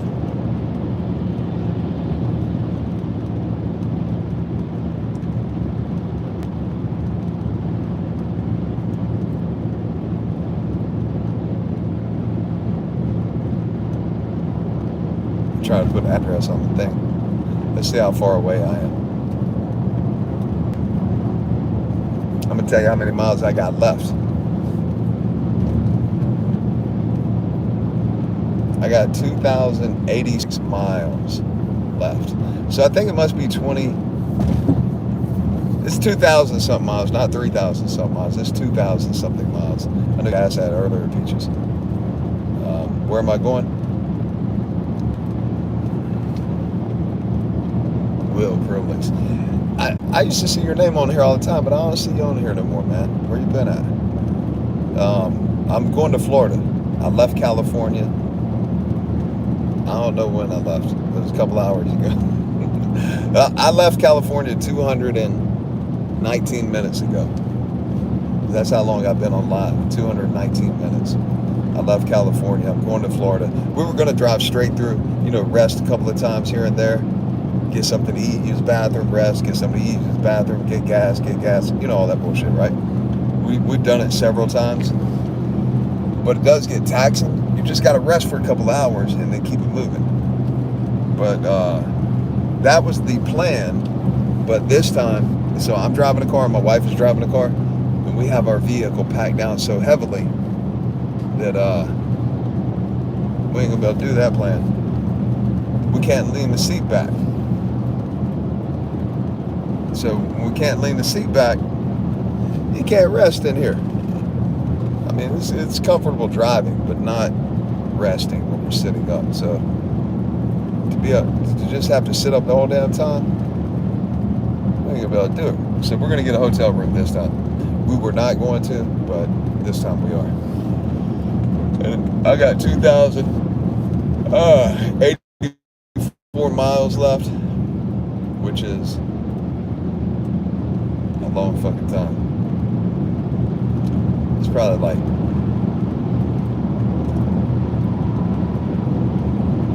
it's probably about 30 hours, 30 something hours left of just straight driving. So, oh shit, who flashing lights at me? Somebody did. And right now we're in the middle of fucking nothing. This. That's what it looks like where I'm at. Nothing. No city. I mean, there's a few lights out here, but it ain't no city shit. It's like desert. Pure nothing. But the point is, I'm just sharing my life story with you guys. Whatever the fuck I'm doing, I'm gonna be doing a lot more content when I get to Florida. Because I don't have like the responsibility that I've had for the last couple of weeks. And I'm trying to grow my YouTube channel and get it back. Well, it was never really big, but I definitely used to get more views, have more interaction. I quit doing it for a couple of years. I think right at 2 years. So got to get the algorithm to catch me again. Like, right now I'm not monetized, and so when you're not monetized, YouTube has they don't get any benefit, right? Because they're not making any type of money on you. So by the time I get to Florida, I'm gonna have 800 fucking more hours of watch time, which will give me 4,000 hours of watch time, which will remonetize my fucking channel. So I'm leaving it on live. Obviously, when I get a hotel, I'm gonna turn it off. Because otherwise, you guys should be sitting in the dark. You might be hearing some noises, but it'll be dark. But yeah, so I'll turn it off and turn it back on when we take off again. But that's what we're doing, man. Driving across the country, California to Florida. Got me, my little homie right here, little fluff muffin. We got my little dog with me. My wife's got her dog with her. And we're driving, man. Safe travel, bro. I've been working a few hours back. Oh, yeah. Appreciate it, man. Appreciate that. I got an apartment in Florida. That shit is not even compared to my house in San Diego. I mean, the apartment amenities are cool. The pool is cool. The clubhouse is really cool. They got a fucking real nice gym. It's a nice complex. It's only a few years old. It's actually right in St. Johns County, like right outside of Jacksonville, or right on the edge of Jacksonville. It's a pretty nice place, but the apartment's an apartment, right? You don't have no yard. It's a fucking apartment. Like, I mean, even, I don't care. Like, my buddy in San Diego, my brother had a really nice apartment in San Diego, a big high-rise downtown in the city. great view. I think it's like on the 27th floor. But it's just a little box-ass apartment. The building was cool. The building was really nice. Another friend of mine, he had a really cool apartment downtown San Diego, and it was a curve shape. Like the whole apartment was on a curve in the building. He had like multiple balconies overlooking the city. Really nice apartment. I think he paid like fucking $4,000 or $5,000 a month for that bitch. In the end, you're just living in a box apartment. So the apartment just doesn't compare, in my opinion. But then you got the simplicity of you ain't got to take care of shit. As far as like if something happens, breaks, you don't got to do no lawn work. You don't got to do maintenance or no upkeep. When you got a house, you got to do all that type of shit. There's constantly something. Just today, I had to fucking do something, pull the dryer down off of the pedestal. Am I going the right way? Yeah, the highway just split. I had to pull the dryer down from the pedestal because the shit wasn't drying no more. Like if you live in an apartment, you just call the maintenance people. So, you know, it's convenient living in an apartment, but you're just throwing your money out the window, which is what we're doing too, because we leased this apartment over here for a year, and we ain't even stayed in it half of the time. That's the other thing too, like people got different opinions on it, whether or not to buy a house or just put your money. You know, if there's a business you can get into, and it's either buy a house or start a business that you know you're going to make money at, obviously starting a business would probably be the better option at that time. But buying a house for personal, you know, for yourself, which is what we bought our house in San Diego for. I mean, we gained a lot of value in the few years we've had that house. A lot of value. And now, with all the work we've done to it and the location of it, it's actually going to generate a lot of money off of Airbnb. So, super excited about that. Oh, that was a pretty big bump in the road. Yeah, starting to yawn, getting a little bit tired. I went to Jacksonville when I was 5, haven't been there since. You're not missing nothing. And it's so weird, like, JT said he used to live in Orlando and Sarasota. Yeah, Orlando's a really cool city. Orlando's actually really cool. Sarasota's nice. Bradenton. Yeah, a lot of Florida is really nice beaches. Jacksonville, it's nice, but I don't know. It's like no matter what they do, they try to build some nice shit. There's still a lot of shit that's decaying and just fucking raggedy and dying and just trash. There's a lot of trashy parts of Jacksonville. A lot. So, I don't know, man. I know it's going to be beneficial for us financially to be living in Florida.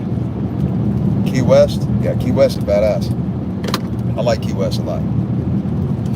Really pretty place. It's cool too because it's a real small island. You just rent a scooter and go zip around the island everywhere. It's beautiful over there.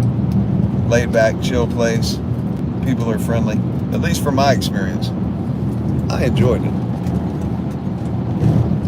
This dog keeps putting his arm on me, making me pet him. Man, he ain't giving up. Where are you going, man? Huh? Where are you going, buddy? Quit grabbing my arm. Amazon affiliate? I am an Amazon affiliate. I'm an affiliate already. I've been an affiliate for years on Amazon.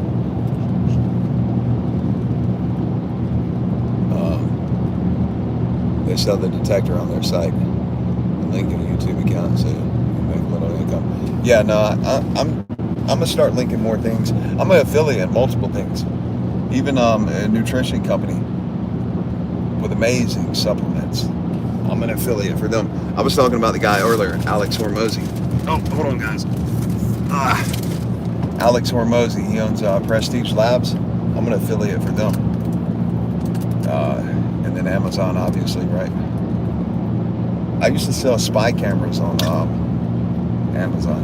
That I was ordering. What are you doing, man? I'm tripping, dude. I used to sell spy cameras on Amazon. I would order them from China and then resell them. And then that's when I learned about doing Amazon affiliate, when I was actually selling things on Amazon.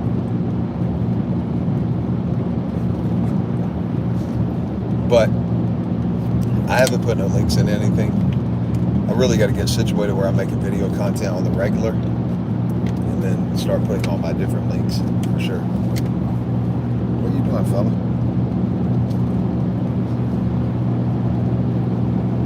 Yeah, but you can make money with Amazon affiliate links. Hey, for sure, man. I appreciate it, man. We'll see you on here tomorrow. Have a good night, man. Anybody that's on here,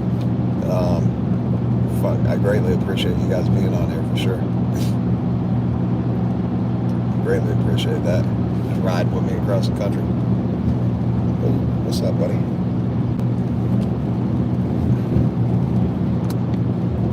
He's getting like antsy. Is that the right word?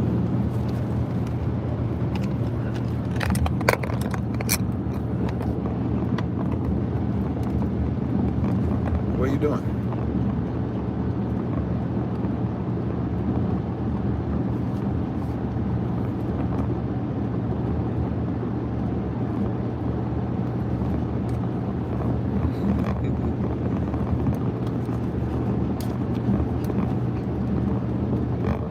Why you want to rub your head?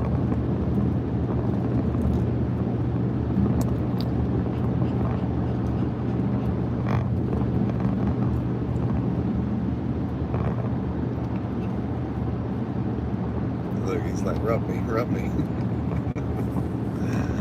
There you go. This is a good rubbing. All right, I'm done.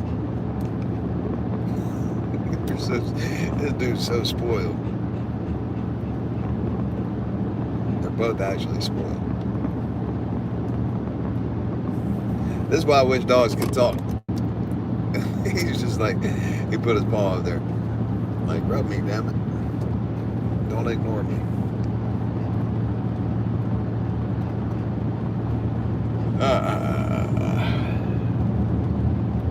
Who's tired in here? I know it's late everywhere. Kelly, it's like 11, 1, 2, 3. It's like 3 a.m. over there. 2 a.m. and 3 a.m. I know it's late as fuck. What if tomorrow's Sunday, you ain't gotta work?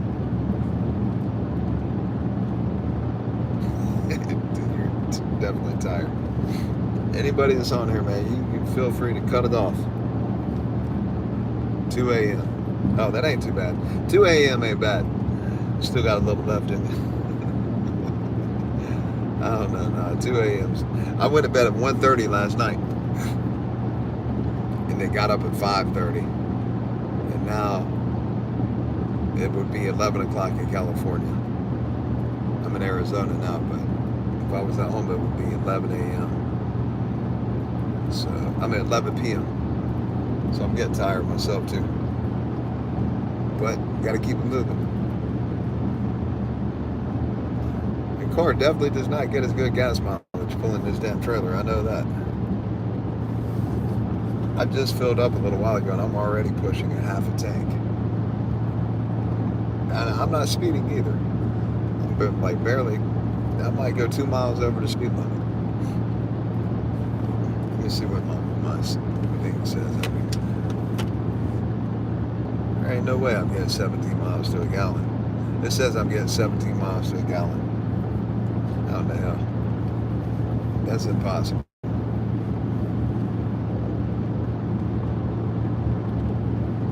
It's like, you was on here when I got gas, Kelly. Look at this shit here.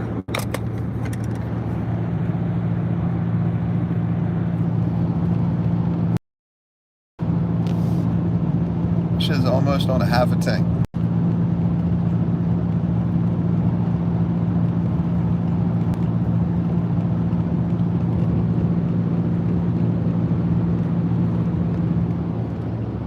I mean, it wasn't that long ago when I got gas. And I ain't even really speeding. And then the screen says I'm getting 17 miles per gallon. I don't think that shit is accurate. Let me see if I can reset it.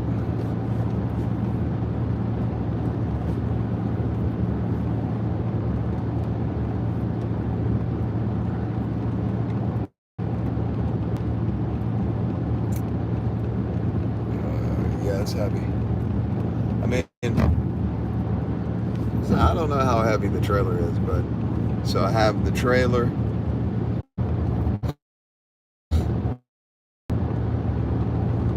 Yeah, it says I'm getting 17.1 miles per gallon.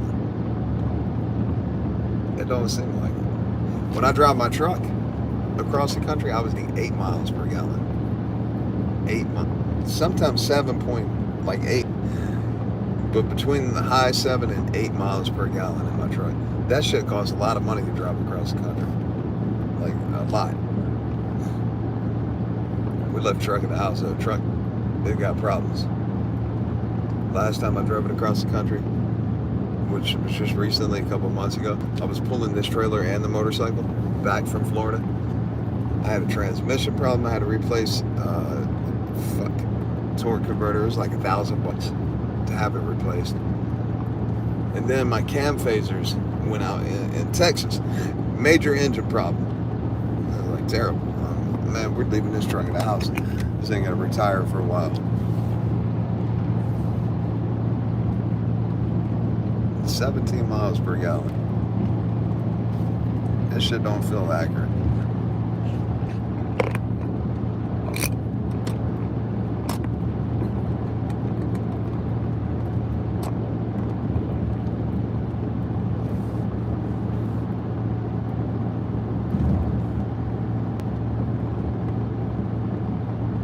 I need an electric car, like a Tesla, like I like them a lot. Them are fun to drive too. Super fast. Yeah, my shit's 600 horsepower. The Tesla's way faster. And they're nice. And I could do my live and let the car drive. Of course, you got to pay attention. But it should have drive itself. If I would pay attention here, I'm going off the road. I have mine in the shop now, getting a new motor in it. Oh, no kidding. What kind of car you got? I might have to get a new motor in my truck.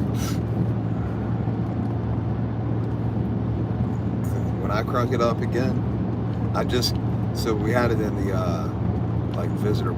Our neighborhood has, it's an HOA, so they won't let you park on the street or anything. And we have room in my driveway, but I just parked it in the visitor parking. And, I just crunk it up yesterday to move it back in my driveway. Engine sounds terrible. Like, oh man, I may be getting a new engine in this thing. 2016 Kia Optima. Man, them things never tear up. You must have drove it like Mad Max. How the hell did your engine tear up? Kia makes a really good vehicle. And they got good warranties. Is it out of warranty? Let's see, 6, yeah, I don't know. Their shit is like 10 year, 100,000 miles. But you might have more miles. I don't know. It depends on how much you drive. My truck is a 2017. When I bought it, it had 30,000 miles on it. And I put 60,000 miles, 12,000 miles, I think, on my truck now.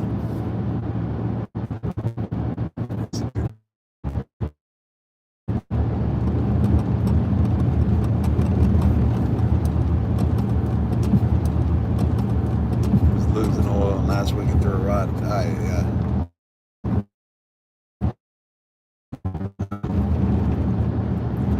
No good on that one. I had that Camaro that I had a hole in the side of the engine, and I just drove it anyways. And then I put like a badass engine in it. That was a fun car too. It was an old like an IROC. This thing was in really good shape too. I wish I still had that car. Well, Peaches must be over there half asleep messaging. Whatever she said, she retracted it. What the heck did she say? She retracted it. She probably rolled over on the phone.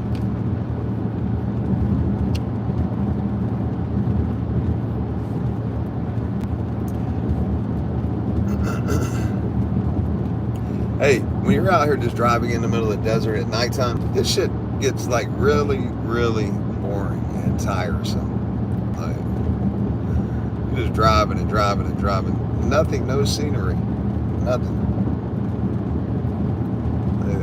This would be a terrible place to break down. Way out here at nighttime. Like, I broke down in the desert before, but it was during the daytime. Break down out here at nighttime, especially like for a woman by herself, no good out here. You do not want to break down out here. And honestly, shit, if I was a woman that broke down out here, I would get out of my car and get away from the car. Wait till daylight, but not in the car. You never know about out here, like real. It seems like to me, there's probably predators that ride up and down this highway, like at nighttime, looking for people broke down by themselves. This would be a terrible ass place to break down.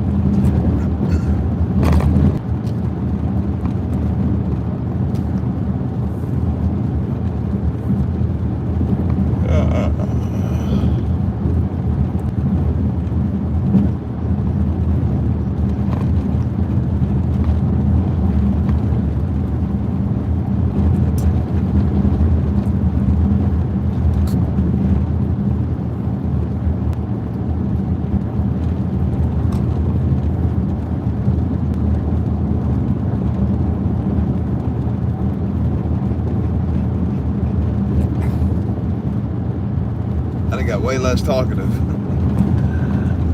Oh man, this is a long ass ride. We just began. I'm only 244 minutes. I'm making you yawn. I'm making myself yawn too. I see myself yawning in the phone. I'm like, oh my god, I'm tired. But we got to keep it moving. Keep it moving. I'm getting hungry too. I should have brought. I got a snack in here. Where the hell is my snack? Buddy, you fixing to move because you ain't eating nothing last night. Oh shit. I swear. Where the hell my snack go? Dude, you gotta go over there. Sit down over there. I know I got it. I can swear I got a snack in this car.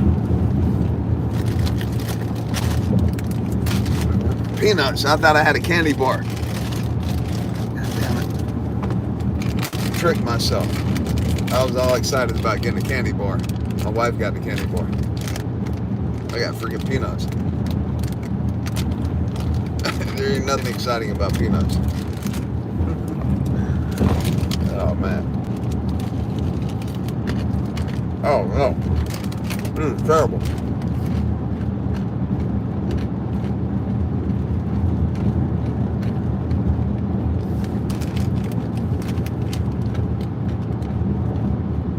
Yeah, cashews are good. These are some shit called, I don't even know what they're called.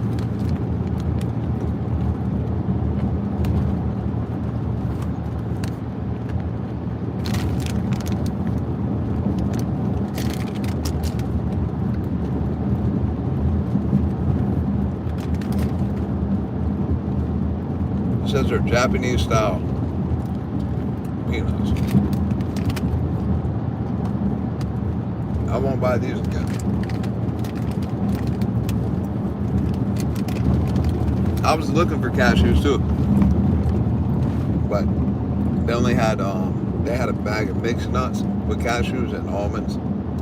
I don't like no mixed nut with almonds. Yeah, honey roasted ones. Honestly, that's what I thought I'd grab, but these are not. They got a little bit of spice to them. I like the spice though.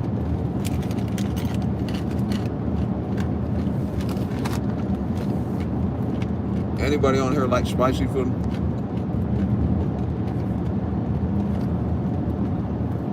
I can eat spicy food like nobody's business. me and my wife go to a Thai restaurant. We haven't been in a while, but when we would go, they have a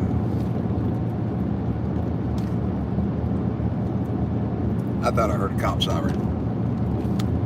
They have a hot grade, like, number. They ask you, how hot do you want it, 1 through 10? I tell them I want a 10. They look at me and they look at my wife. They ask her if I know, because she's Thai and we're at a Thai restaurant. They ask her, like, does he want a 10? I'm like, give me the 10. I know what I'm asking for.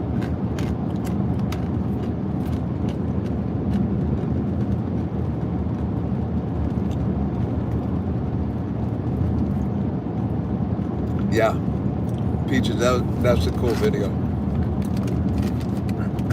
That's a cool show. I would like to go on that show. Yeah.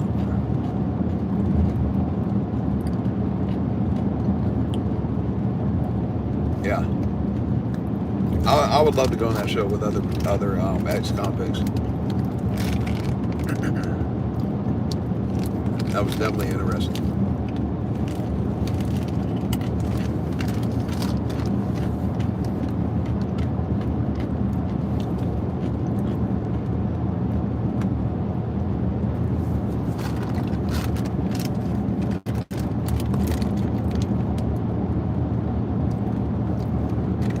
She definitely made a success out of her channel, for sure. It's done well for her.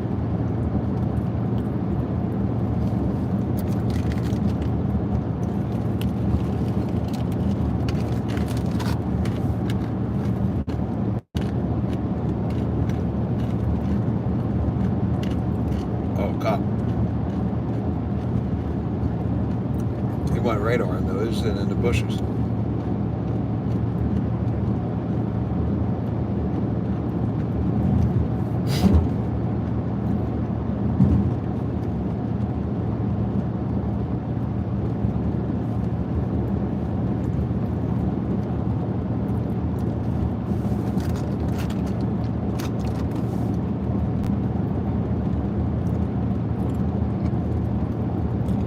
Yeah, I know Cali. I remember you telling me about him too before he came home.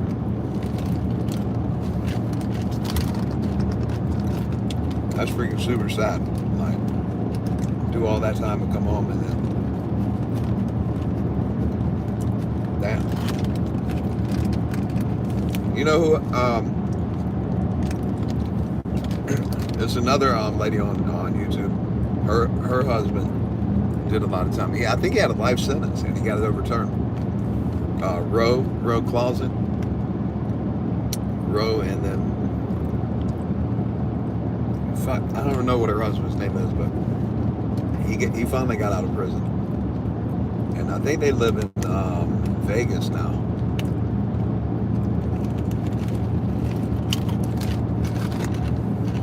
You guys know who that is?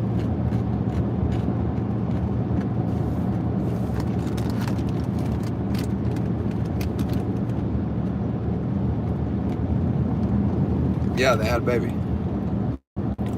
Yeah. She was really cool.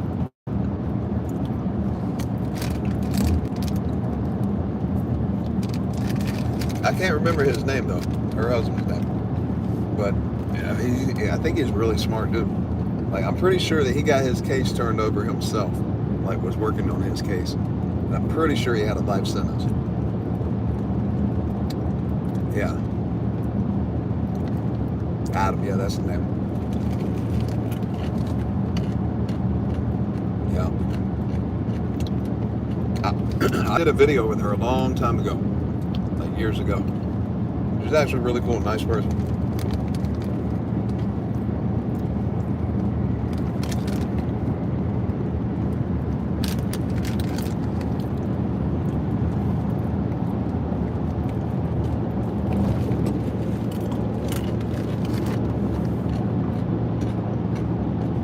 Oh, you remember that? Yeah. Yeah, it was a long time ago.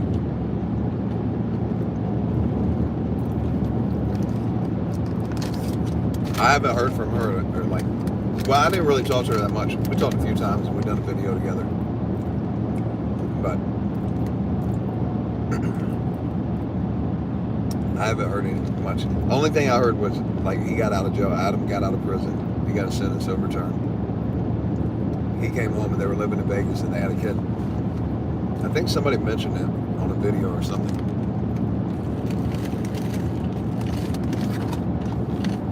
Super happy he came home and they're doing good though.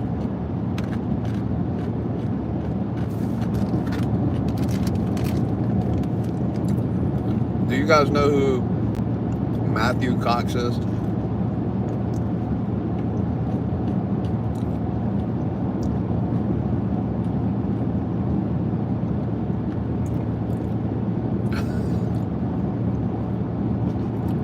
She does have the type of voice that would irritate some people.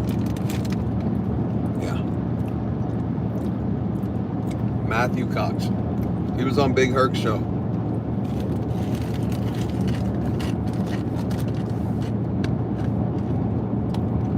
He was on Big Herc's channel a while back. He went to federal prison. I don't remember what for, like some type of white collar money laundering or some shit. But apparently he made a lot of money. And he went on Big Herc's show and like they got into a big argument during the interview. Anyways, he has a channel. But I don't know details because I haven't really watched this shit. But I heard that like whatever he was doing, he like when he got busted, I don't know if he directly told on other people, but he told exactly what he was doing. From what I understand, I don't know. Apparently Big Herc snapped on him about it. They got into a little beef during the video. And so that dude Matthew Cox was making a video about Big Herc, saying how it all transpired, what people didn't actually see in the video on Big Herc's channel. But anyways, that guy does interviews or makes videos, and he reached out to somebody or told somebody he wanted to interview me on his channel. But I don't know enough about the guy.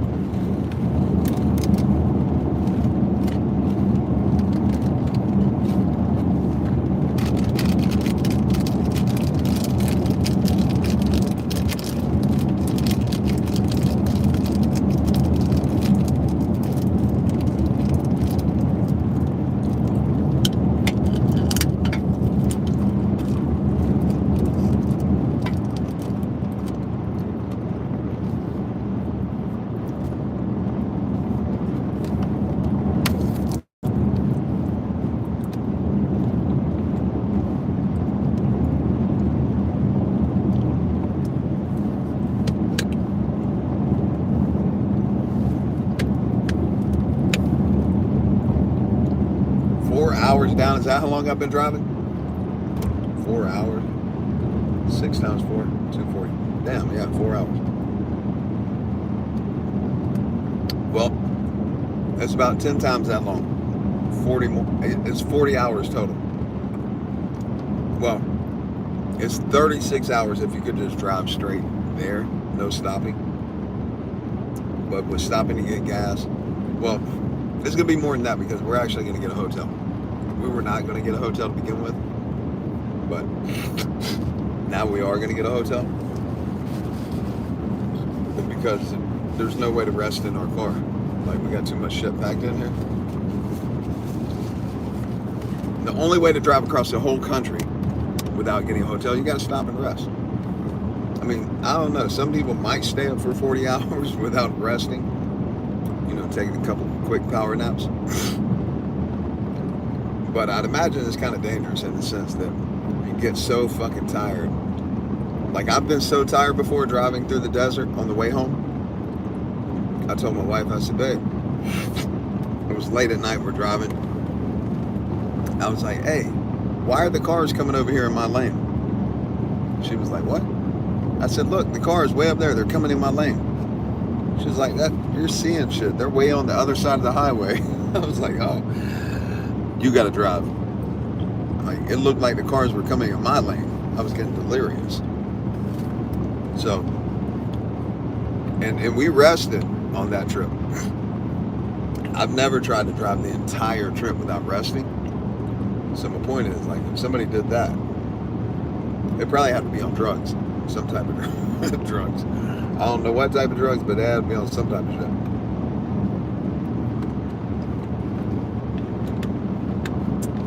I don't think there's no way I can stay awake just for 40 hours straight. Vegas and Tampa, stop and sleep in Amarillo Hotel. Yeah. Yeah. Amarillo.